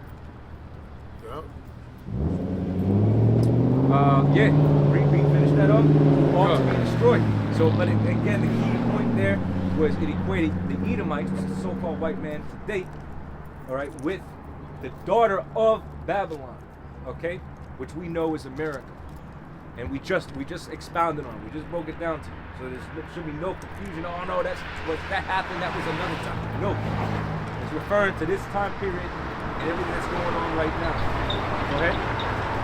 Happy shall he be Happy shall he be. Go ahead. that rewardeth thee as thou hast served us. Right. Now, how did you serve the Israelites? Isn't it written in the scriptures that the tender mercies of the wicked are cruel? Something to that effect. Meaning, basically, for mercy and compassion, it's nothing but bloodshed. It's nothing but destruction, right? The thief coming not but to steal, kill, and destroy. So when it comes to the people of the Lord, he has no compassion. He has no mercy. He's only looking to destroy you. That's, in other words, that's what it's saying in a nutshell. That's how we've been treated. So the reward for that, as the scriptures say, he that doeth wrong shall receive for the wrong in which he doeth. That's in Thessalonians 1 and 6. There's other places too, but just quoting that one quick. Go ahead. Happy shall he be that taketh and dashes thy little ones against the stones. And that's the hard, cruel reality of the Lord's righteous indignation. The Lord gonna pay you back for everything that you did to our men, women, and children. You are brutal. And first, we're not gonna do some of the things that you did to us, man. Some of the disgusting, abominable things that you did. It's really wicked for us to even talk about, man. Right? Like the Frenchman, and I forget that devil's name, but he it's something called is it Derby's dose, where he made one slave defecate in another slave's mouth. Okay, Derby's dose, and you could look about that, and there's so many other and there's a lot of things that haven't even been documented. Okay, the way that you treated our people, that hasn't even been documented. You know, the Trail of Tears. There's so many things that you did to the Israelites that you got to pay for. So yeah, it's going to be rightfully returned back to you. Yeah, if I could say something, I guess, where he said, happy shall he be, that goes back to Psalms 149 that you guys read earlier. That's it. Well, that's part of the punishments and the judgments written that we're going to execute upon the nations, beginning with the Edomites. You got it here, I guess. I'll bring it back. Psalms 149 and 9, to execute upon them the judgment written, this honor, that'll be the clue, have all his saints, which is us, the people of the Lord. Praise ye the Lord. So you're supposed to be happy. You're not supposed to be sad. Right. Paying back what they did to us. Right. When you go into, as a matter of fact, when you go into the word vengeance, right? Somebody bring up the dictionary definition for vengeance. See, the scriptures talk about the vengeance of the Lord, right? The word vengeance literally means an amendment for a wrongdoing. So the Lord is just amending things. In other words, the Lord is making right all the wrongs of these Edomites and all the atrocities and things that you've done to the apple of the Lord's eye, which are the Israelites. Go ahead. Vengeance. Dictionary. Right. Yep. Punishment. Inflicted or retribution. Exalt for an injury or wrong. There you go. So the Lord's just amending things. Okay? It's retribution. Look at that word. For an injury. Wait a minute. What does the scripture say about riches getting by? Right. There you go. So who is that talking about, man? Who's the most covetous nation on the planet? Well, Habakkuk tells you plainly who that's talking about. Whose desire is death and has hell and cannot be satisfied. Now, who's that talking about? This man has more than heart could wish. Yeah, it's quite obvious he deceived everybody to where they don't know who he is. Right. They don't want to hold him accountable. They don't want to hold him accountable. Because he's the right man. He's pure. Right. Well, that goes to show you the power of words. That goes to show you the power of words. You know, in the eyes of our people, it's like this man could do no wrong. Like I said earlier in the lesson, he could have a gun to your head and a knife in your back, and Israel's still calling for peace. What are you asking this man? The Lord said that we're going to take the kingdom and he's going to be rightfully put in his place, and all that wickedness he's done is going to be returned back onto him. That's what's going to make it right. That's what's going to make things peaceful again. You want peace, it's only one way to get it. And the Lord designed it that way. Don't be mad at us. We're telling you what the Lord told us through the Spirit. We're relaying it to you. Now, you don't have to like it, but it's not going to change a damn thing. Oh, retribution. Yep. Punishment inflicted on someone as vengeance for a wrong criminal act. All right, so the brother got an image, which we normally got signs out, but that'll suffice. Keep it up there. Keep it up there and read that dictionary definition for retribution, which we pulled from vengeance. Go ahead. Okay, punishment inflicted on someone as vengeance for a wrong criminal act. For a wrong criminal act. Yeah, man. What you did to the Israelites was an offense to Yakalba Page. As a matter of fact, you still ain't paid for what you did to the Lord. Going back a little over 2,000 years ago, the Romans who pierced his side, Esau still got to pay for that. Nothing. Right. Not yet. Not yet. And the scriptures speak about them making merry. Oh, yeah. Revelation 11. Yeah, you should get it. Get it, please. Revelation 11, verse 10. And they that dwell upon the earth shall rejoice over them and make merry and shall send gifts one to another. Yeah, we were basically the gifts. Yeah.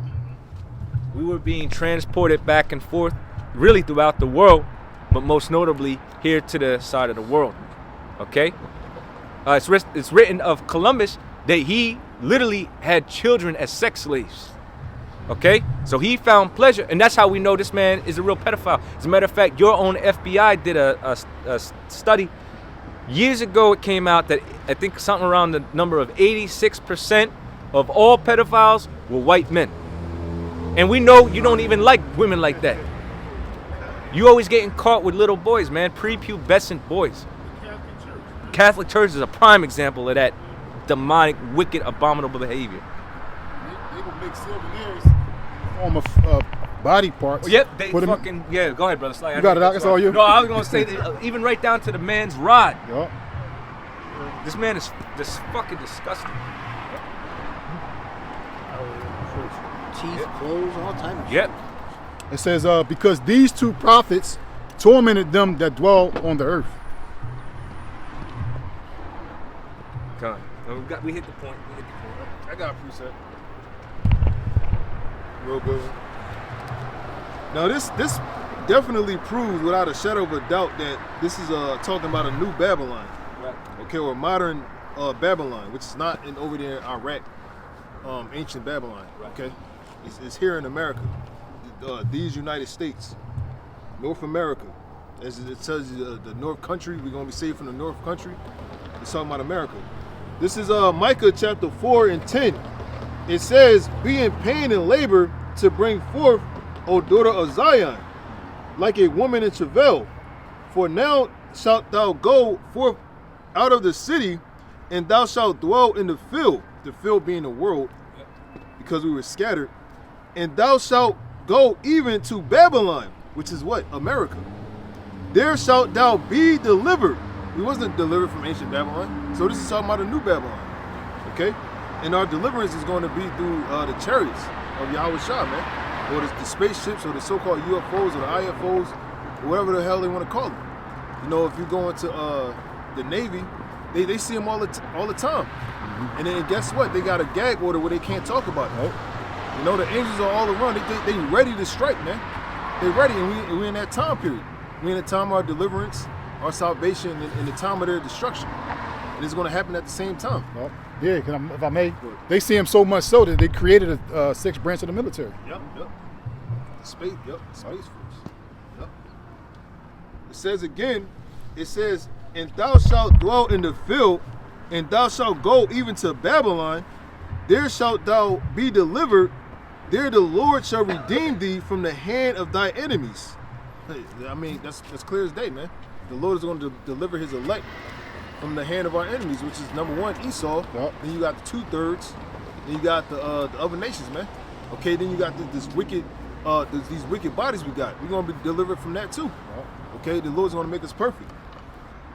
And it says, "Now also many nations are gathered against thee that say, let her be defiled, and let our eye look upon Zion. Because these other nations, they want our blessing, man. They don't want us to be perfect. They don't want us to be over them or rule over them or to let them be our subjects. They don't want that. You know? Yeah, and also because once we get the rock, they not getting it back.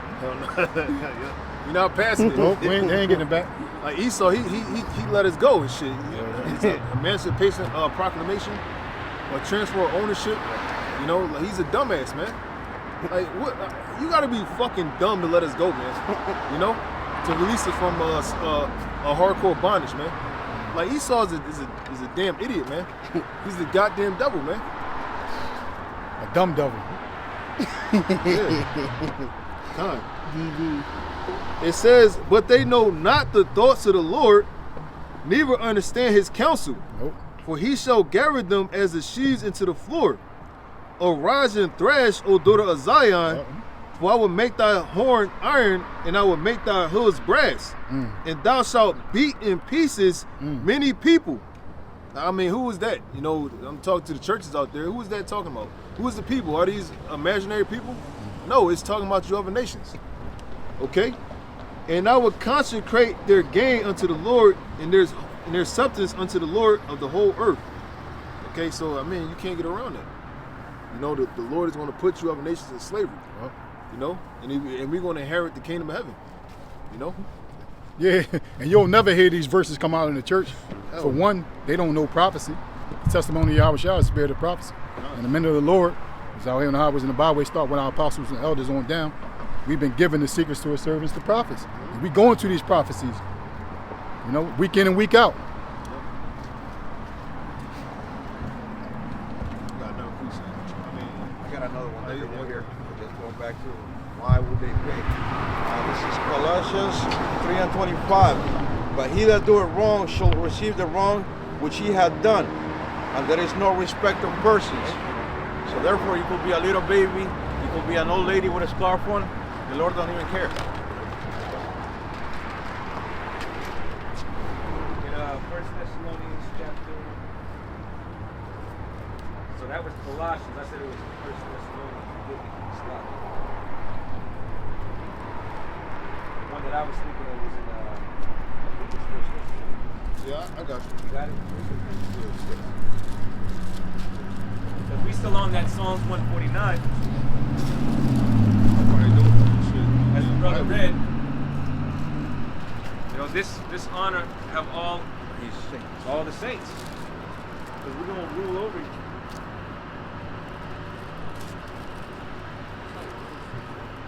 Yep, that's right. Here you go, right here. If not, I got it.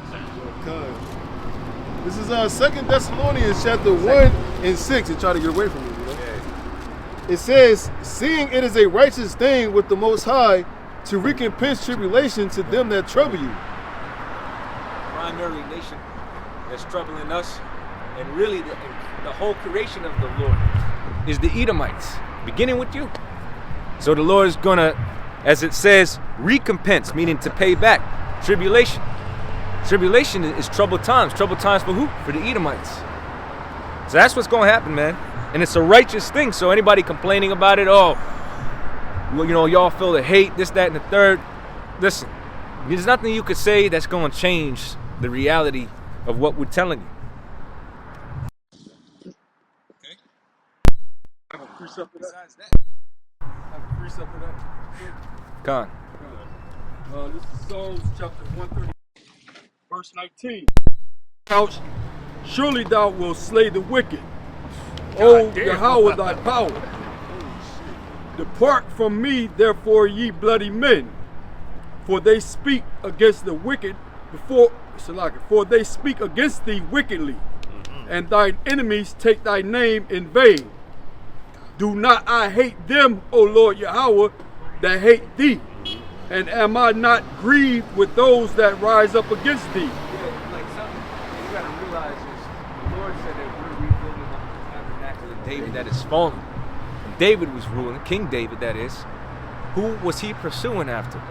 What different nations did he conquer? Was it not Edomites? Okay, wasn't that one of the nations? It was one of the. It was one of the nations. So what King David was doing was a problem with the Most High, why would he then say, we got to raise up the tabernacle of David that is fallen? Why wasn't it condemned? Right? And I believe, go to the top of the chapter and see who's speaking. Psalm of David. So this is actually a song, by the way, which you sing. Okay? So we gonna go back to that state. Remember, it also represents power, being in the power seat again. Okay? Power over who though? Did we read that earlier, Revelation 2? Yeah, and the Lord is very specific.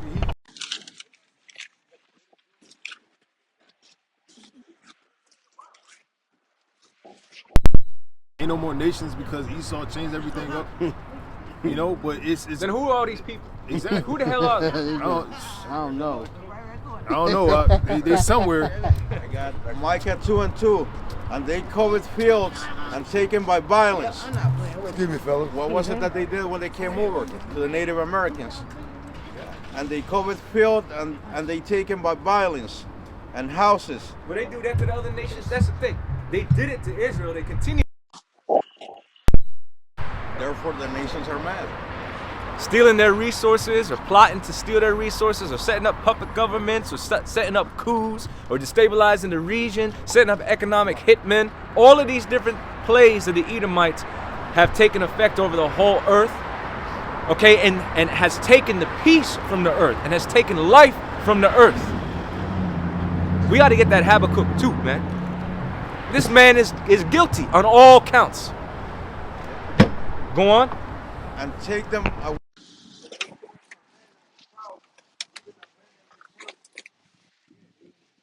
Oh, it's so fucking cold.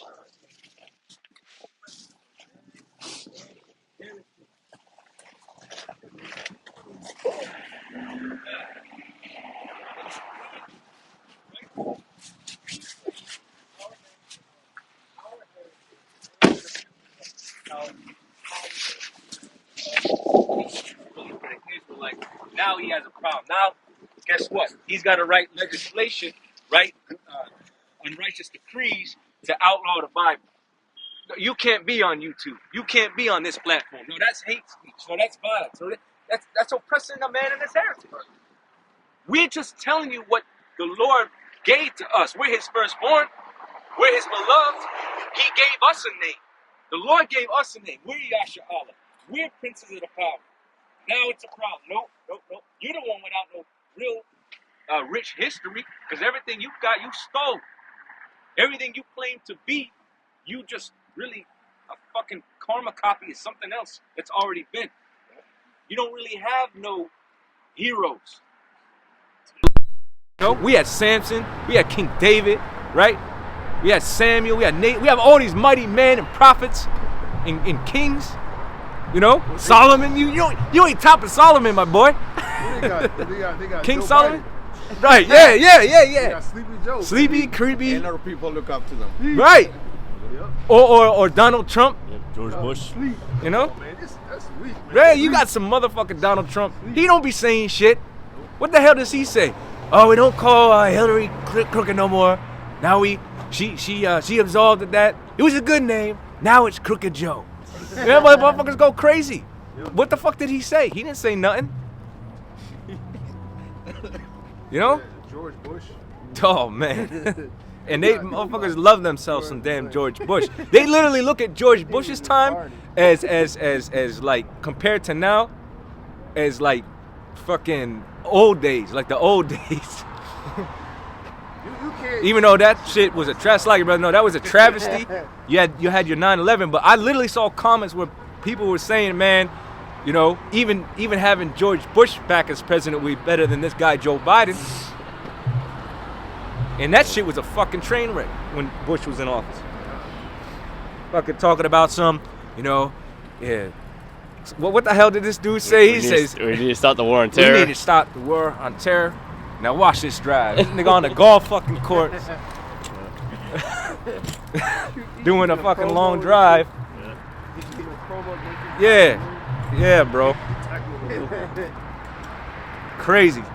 But those that's who you got to look up to. And then if you go into history, all right, and you look at Alexander, Right. If you look at that, what are you going to say? Conquerors. Yeah.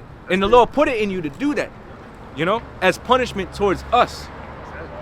Okay, that wasn't no noble thing. And you were oppressing nations back then too, you know. Everybody had to convert over to the Greek customs, which are all fucking heathenistic. So what's so righteous about that? What was pious about that? We weren't able to circumcise our sons, right? We were still being persecuted. As a matter of fact, from the Greeks, it went over to the Romans. The Romans were known as the violent. When you go into, what is that, Luke or John? I believe it's John, actually. John 11. Oh, Matthew's 11. Salaki. Multiplied upon earth. There you go. Oppress a man in his heritage.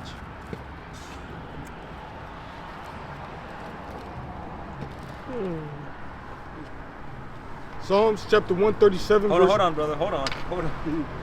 1 second. Yeah. Go ahead. It's Matthew's 11. So the point is, ain't nothing changed. Okay? For anybody to have any kind of respect for the Edomites. And like the brother said, when he came into power, okay, wickedness increased. It didn't decrease. Things didn't become better. Everything became more wicked. Speed it up to today, that's all you have. As Lot was vexed with the filthy conversation of the wicked, how much more are we vexed today, man? With all the abominations that be done in the midst thereof. That's why we constantly crying out. And even if we're not vocalizing it, right? Brothers be sighing all the time. Like, you in a heavy heart almost all the time. You know? You're looking over a brother, be like, what's wrong, brother? It's like, nah, you don't even gotta say anything. You know? It's cries even in the flesh, man. It's like, Hate this place. So, anyway, Salaki, go ahead. Yeah, there was a video that circulated around about a Judite sister who teaches ballet. How she was speaking about how little girls 5 and under wanted to hear these perverse songs, and all they want to do is twerk. Yeah, that's. And that stuff is allowed, though. Yeah. On all platforms, they invite them as guests on these different talk shows. They're celebrated in the news. So you can tell that this man wants to destroy our people. It's constant destruction on the Israelites, psychologically. If they're not doing it physically, they're doing it psychologically. They're destroying the psyche, okay, which means mind, of the Israelites. Yep. And scriptures talking about, says, train up a child in the way he should go, he should never depart. So when you see the little children, the wicked, the future is fucking grim.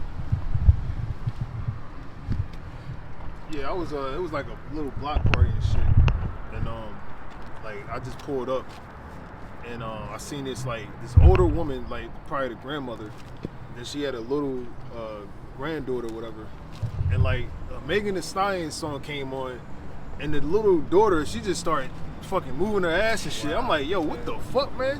Yeah, man. And the damn grandmother didn't do nothing. Right. No. Shit's crazy. That's what it is. They condone it. This shit was They disgusting. sit back like it's normal. Yeah, It's basically normal. It's it's- basically normal. man. You know? They think it's cute.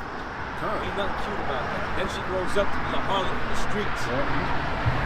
Or with a fucking OnlyFans. Yeah, exactly. Or one of her fucking relatives fucking molest her.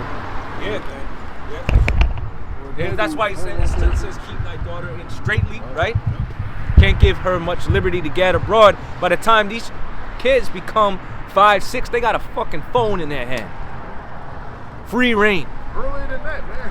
Yeah, you're right. No, you're right. I'm thinking like 10 years ago. 2023, as soon as they come out the womb, they got a fucking iPad or what, a device. That's the pacifier. Yeah. Yeah, that's right. That's how you pacify your children. Yes. Everything in their grasp, all kinds of wickedness is available to them. That's one of the rafts of the so-called white man, is to psychologically break our people. You know what I'm saying? Take away their identity, push negative vibrations in TV and the music. One way that you get people is by the music. You know what I'm saying? It was said by Apostle Gabar that music is like the second best thing that was ever created, aside from the truth. know what I'm saying? Because with music, it influences people to commit actions that they usually wouldn't commit had they not heard a particular vibration from the music. You know what I'm saying? That's why these industries making all types of money. That's why they're doing the flourishing. You know what I'm saying? Because it's all for the music and the negativity from the music that is being pushed to our people. You know what I'm saying? Sell drugs, commit adultery. Gang banging. Yep, gang banging. Pop bottles, get money, and guess what? Our people is emulating the very things that they're listening to. I mean, examples is all over the place that involves that. That involves the music that is being rapped about today.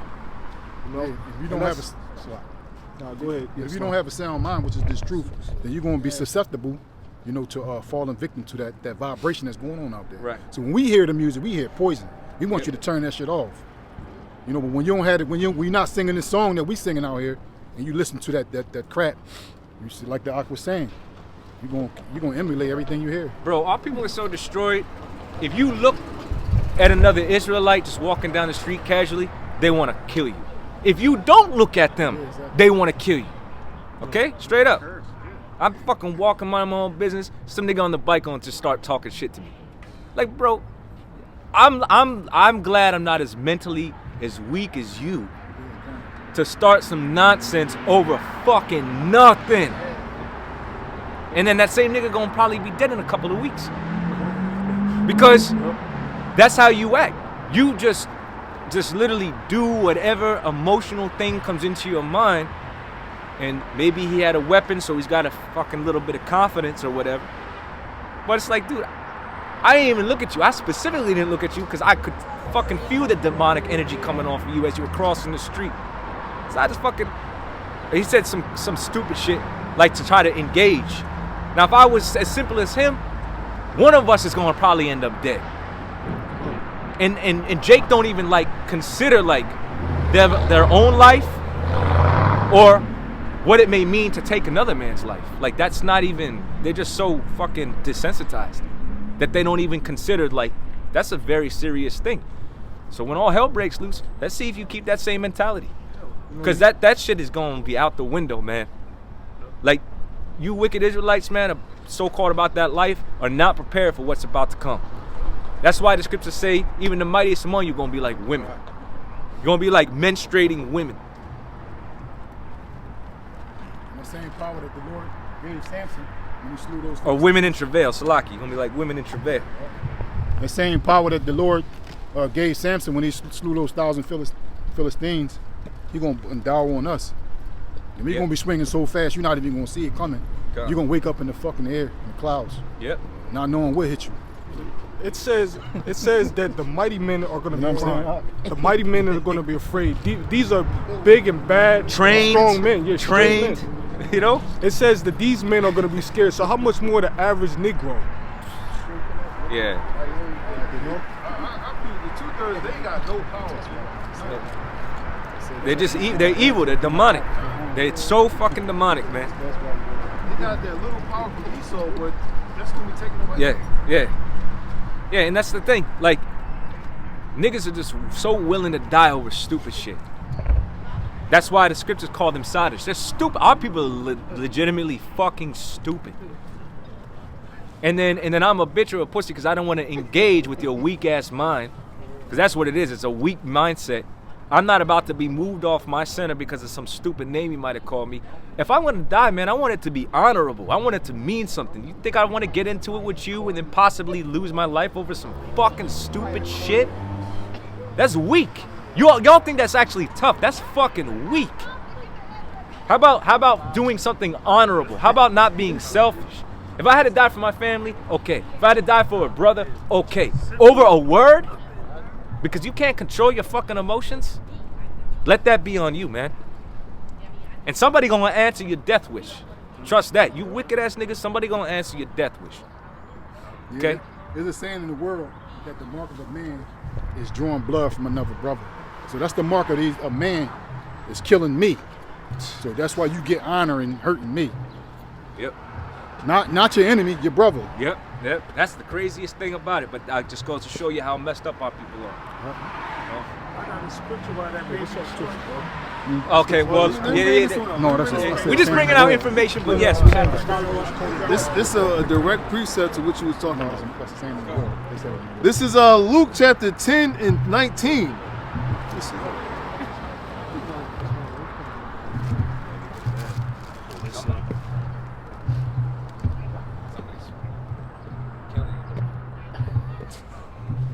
still got it. I'm just looking up a word real quick.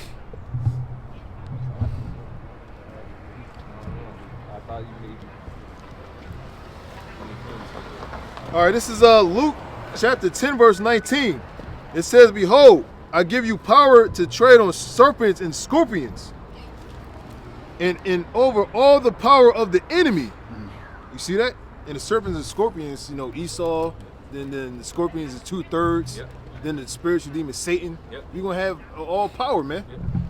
And it says right here, and over all the power of the enemy, and nothing shall by any means hurt you.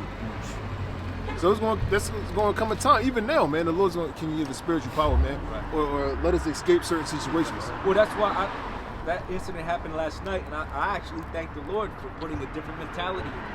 Because what if the Lord allowed a spirit to come over me that now all of a sudden I have to defend myself? And that dude was, you mean nothing to me, right? And I have better things to do than to get into it with you over some stupid shit you just said. You don't even know what you're saying. Yeah. But that's really Satan jumping on him to get you to be carnal and potentially take your life. Satan desireth to have thee. If he ain't putting hell on you, he just wanted to straight up take your life. But an angel was there to say, don't mind that 2/3, because he got his day coming. And like I said to y'all brothers in the chat, I had that shit going on with those wicked ass Israelites upstairs. But that Jeremiah 4:22 just was ringing in my head. And I just thanked the Lord. It's like, yo, if that was a regular dude, that would have probably been a situation. Cots had been called, somebody got hurt, somebody died. Right? Because you can't contain your emotions. Yeah. Right? The spirit could be just jump on you. You might have been good the whole week.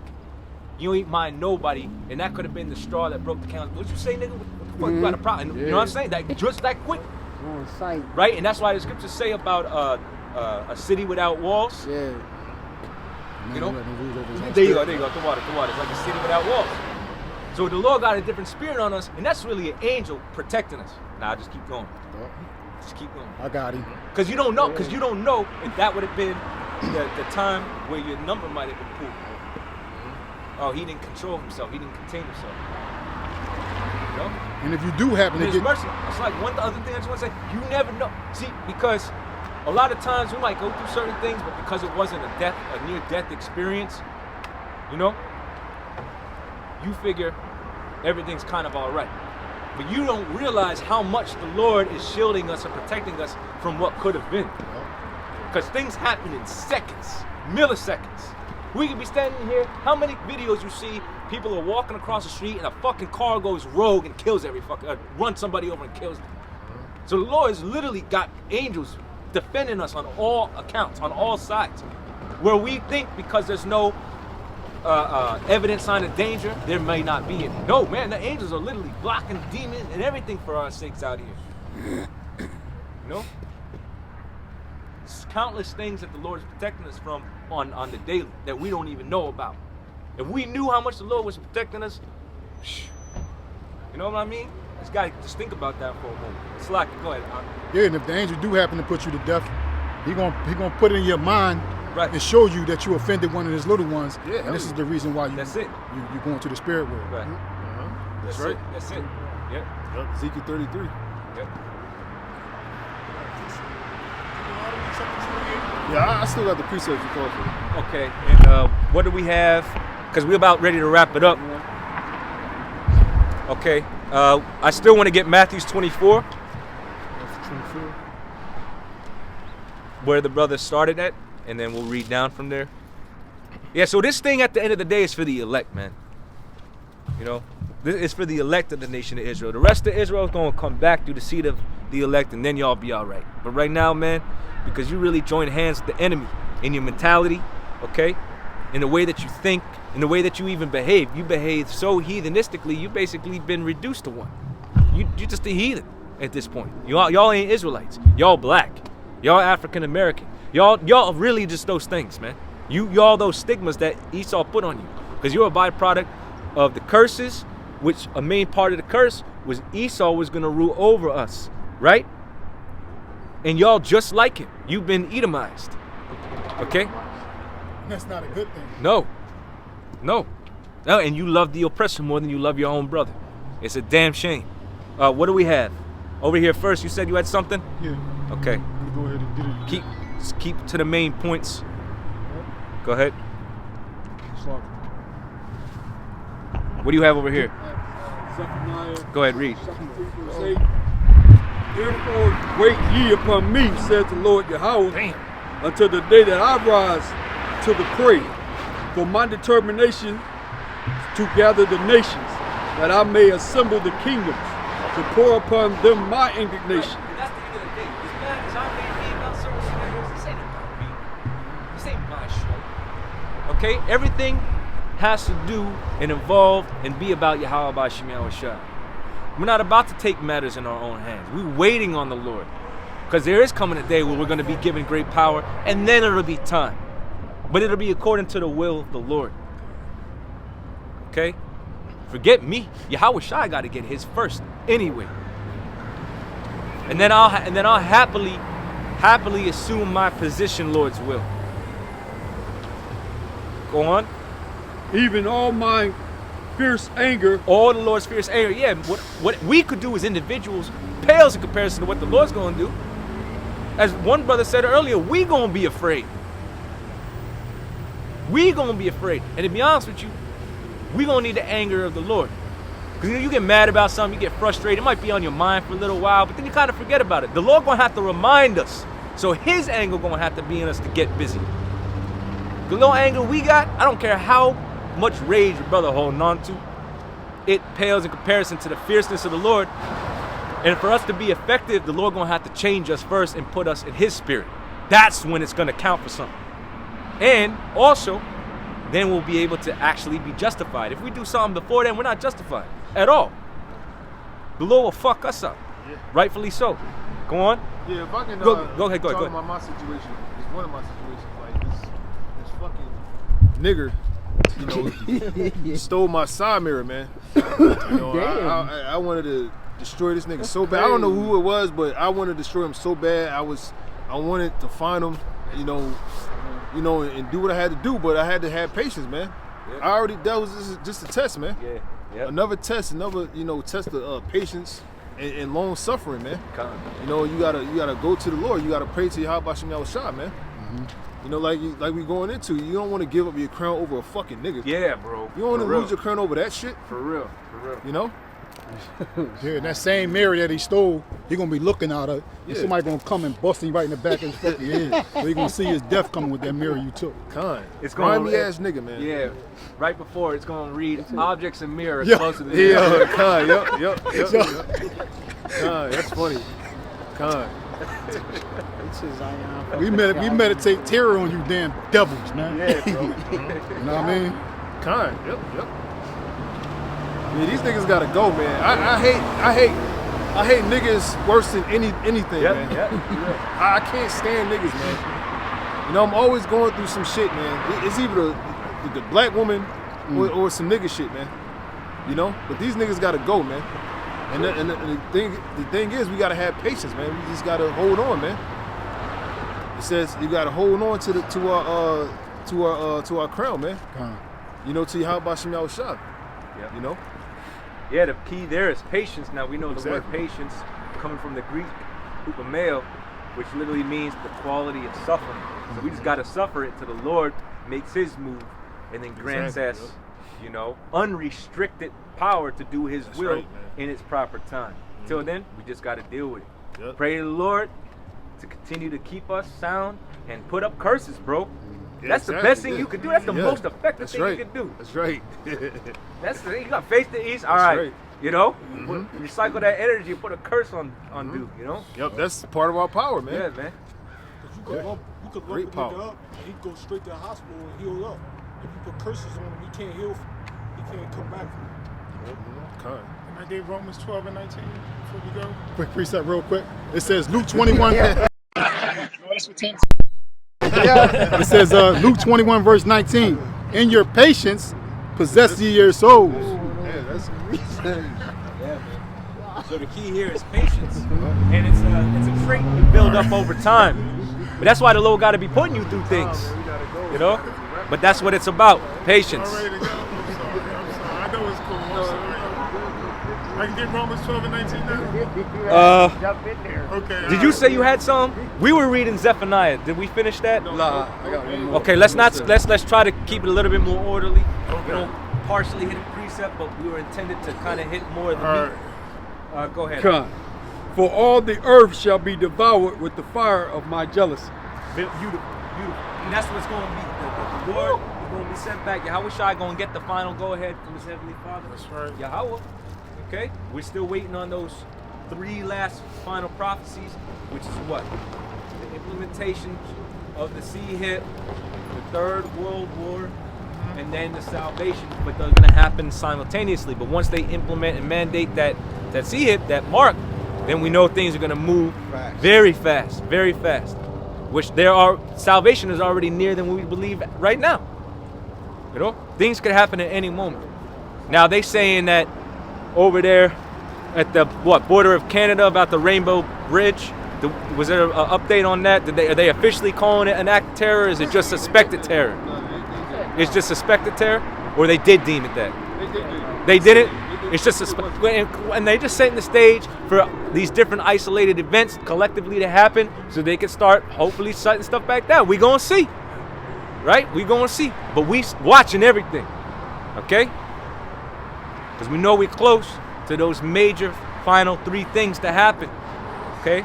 So the fire of the Lord's anger. That's what we're waiting for, man. It's like, you see how on edge everybody is. Yep. The moment something happens of some sort of destruction, it's automatically an act of terrorism. It's Right. automatically an act of, war against the nation. So we are in that spirit that once a catastrophic event happens, it's gonna start being that so-called war. That terror. And it's only gonna set things up for that greater world. But yeah, no, they said it was basically just Right. Rainbow Bridge. Yeah, I think it was only suspected. So they alluded to it, but okay, so they didn't, what we're gonna see. I'm not sure what the hell the dude was doing, driving fucking an hour, 90 miles an hour or something like that, straight up the damn toll. Right. The stage is basically set though, because you got to think about it. How you doing? All right. So Esau got a lot of cards in his deck.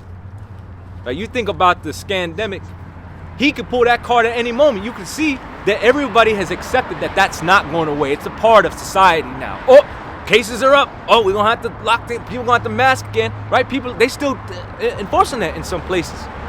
Right? They backed off, and now you see in isolated areas, oh, you have to put on a mask, sir. All right? When I was in the delivery room, oh, sir, if you come back, you're going to have to put on a mask.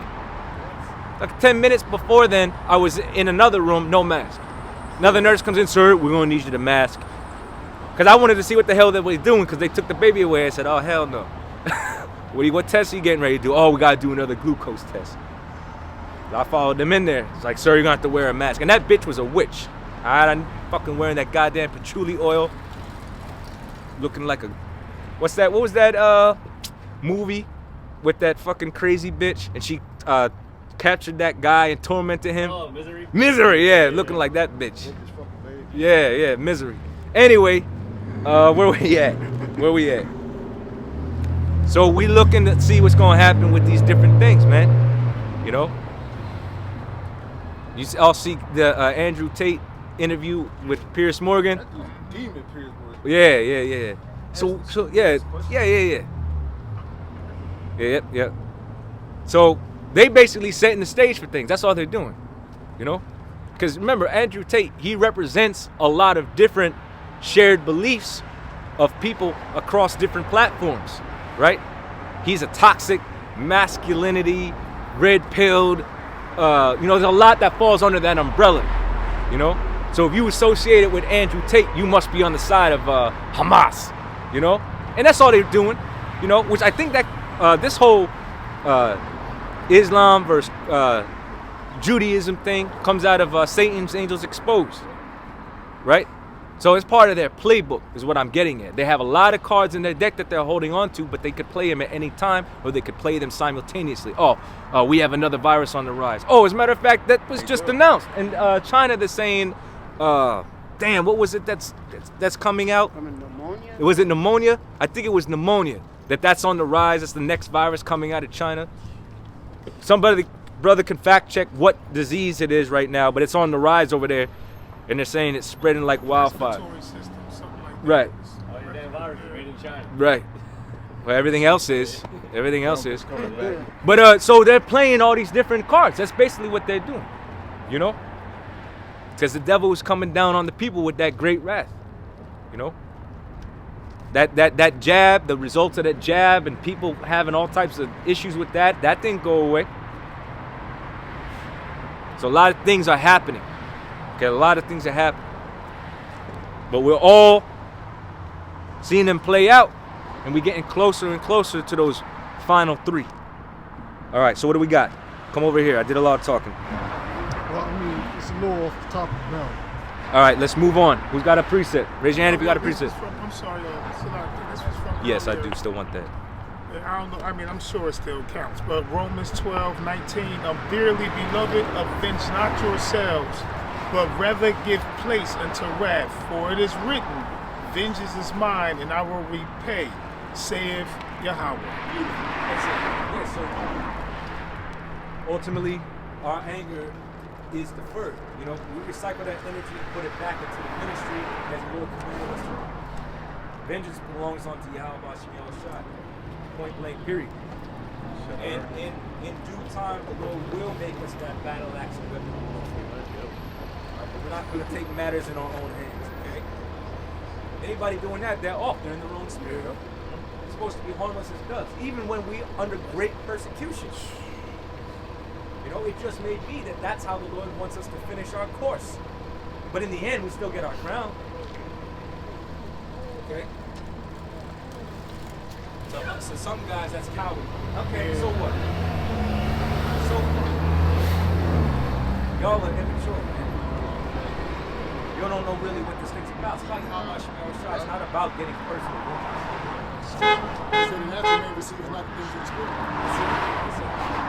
Yeah, all the great men that before us died, different deaths, defending the word, not taking up weapons.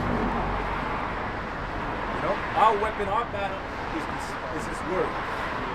Okay, this is our power. In the words of Yahweh Shai, prayer, fasting, spiritual. What do we got? 24. Okay, anybody else have anything before we get there? You said Matthew 11 about kingdom heaven suffering violence. Okay, well, basically we quoted that. You can still get it if you want. You can still get that. Okay. I didn't know if you were holding on to it. All right, go to the next piece. In Matthew 24, verse 27, it says, For as lightning cometh out of the east and shineth even unto the west, so shall also the coming of the Son of Man be. For wheresoever the carcass is, there will the eagles be gathered together. Right, and we know that the eagles symbolically are representative of the angels. Okay, it's even written that as birds flying, right? He shall defend Jerusalem. So we are going to be delivered, but simultaneously, destruction is going to happen. Okay? The fucking big ass building. All right? That the slain of the Lord shall be many. Okay, go on. Verse 29. Immediately after the tribulation of those days. Now, immediately after the tribulation. Okay? Now, there was tribulation, okay, before, and there's going to be tribulation again. Go on. Shall the sun be darkened, and the moon shall not give her light, and the stars shall fall from heaven, and the powers of heaven shall be shaken. The different stars falling from heaven, and your different celebrities, your different notable people. A lot of them are just dropping, right? If they're not dropping, they got some sort of allegation. They're ready to drop. You know, y'all see Bill Cosby getting released, doing his little you know. But he went through it. Then they're coming after Diddy. He got his second or third allegation on him. Fox now. Fox. Oh yeah. But you had you know, they're different celebrities. They're falling. You know. Yeah. What's this guy? Diddy. Right, we said Diddy. Aaron Hall. Who? Aaron Hall. I don't know if y'all remember him. They said they filmed each other. Diddy Oh yeah. That's right. I forgot That's the name of the group. God. yeah. That's the most recent, I think, allegation right now. Yeah. They used to film each other or something like that. They was friends. Yeah, some revenge porn. They were saying some crazy shit, which that's already known. They already know Diddy.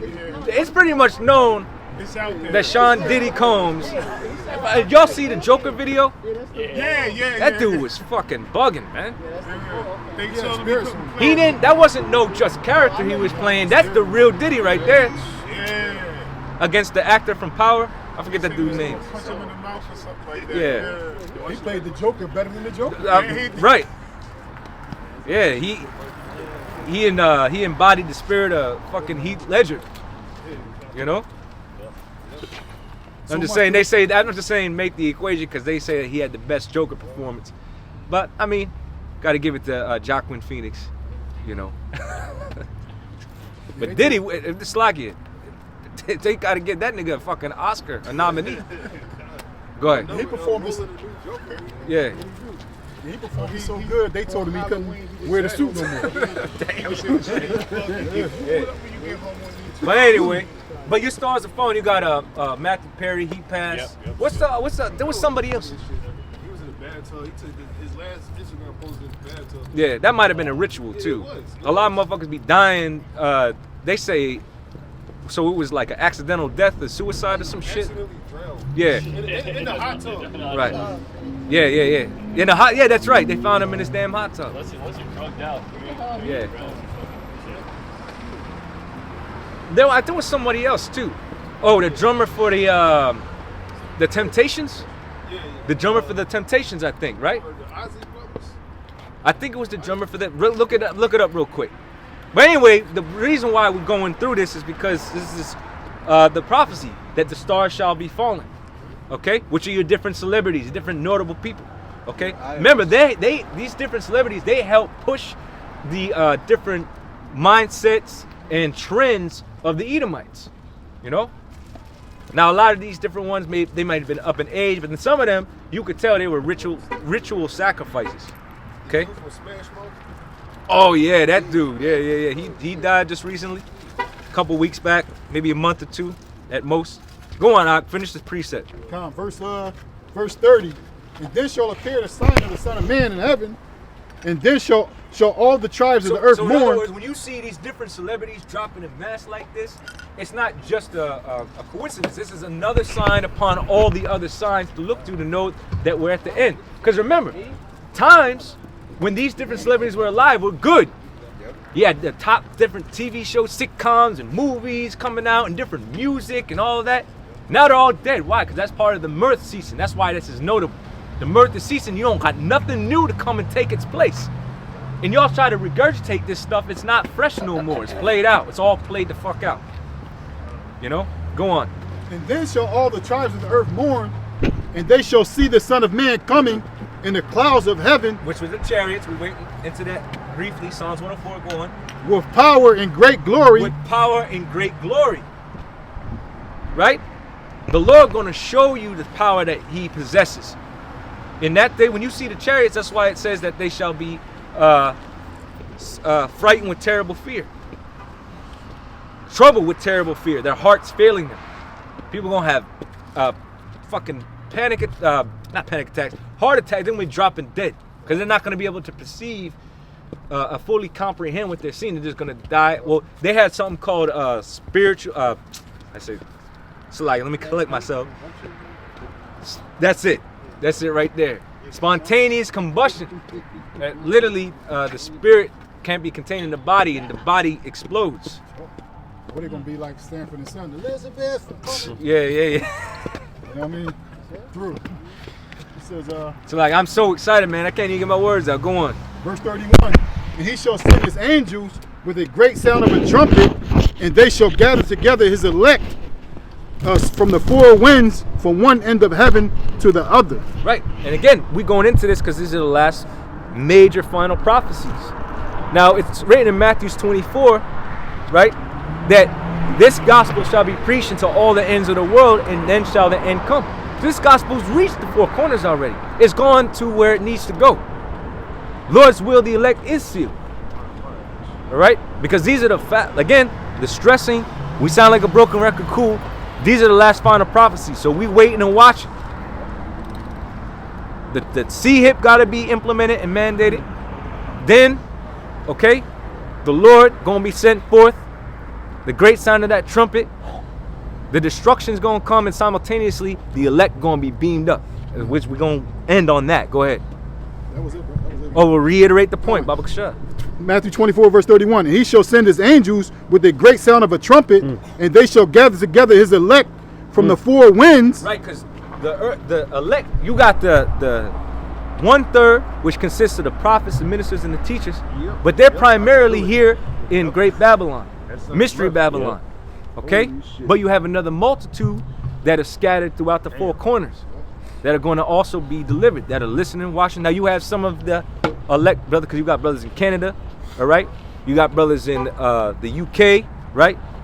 But they obviously a part of the elect, Lord's will. Oh yeah, I was watching a whole. So the angels are going to go across the four winds and deliver the elect. But the greatest deliverance and destruction is really going to happen here in Mystery Babylon the Great. It says from one end of heaven to the other. So that's it. So the Lord going to gather together his elect and deliver them, and they're going to receive that salvation. Before they go into the chariots, they're going to be changed, and all the wicked going to be completely cut off. All right, anybody here in America going to be totally destroyed. And for the rest of the heathen, beginning with the Edomites that are scattered, that are in these bunkers, they're going to be put into captivity. They're going to be put in chains. That's your future. So after a period of 1,000 years, the right breakdown is you're going to be totally eradicated. That's Obadiah. You're going to serve out. Talking about you Edomites now. You're going to be totally eviscerated. That's the right word. Totally destroyed. As it's written, Joseph, fire. Judah. Esau for stubble. Yep, Esau for stubble. It's like if I'm misquoting, I'm merely just paraphrasing. It's not verbatim. But that's the end. That's the future for you Edomites. And then the rest of you nations, eventually, you're going to rejoice being in that captivity. Why? Because as the scriptures say, when the righteous are in authority, the people rejoice, because you're not going to have to deal with this oppressor no more. Okay? But you're still going to be tributaries to the Israelites forevermore. And I think that's it. You know, just trying to do a little summary, but there's so much information. You know, it's really hard to summarize. It's all, you know, depth. You know. So we finished on that. We hope, you know, of course, you were edified. We want to give all honor, glory, and praise unto Yahweh, Ba'Shem Yahushua, Ba'Shem Rakakwadash. Double honors unto the apostles and the elders of Great Millstone. Shalom to the hopeful elect. Shalom. Shalom. Well,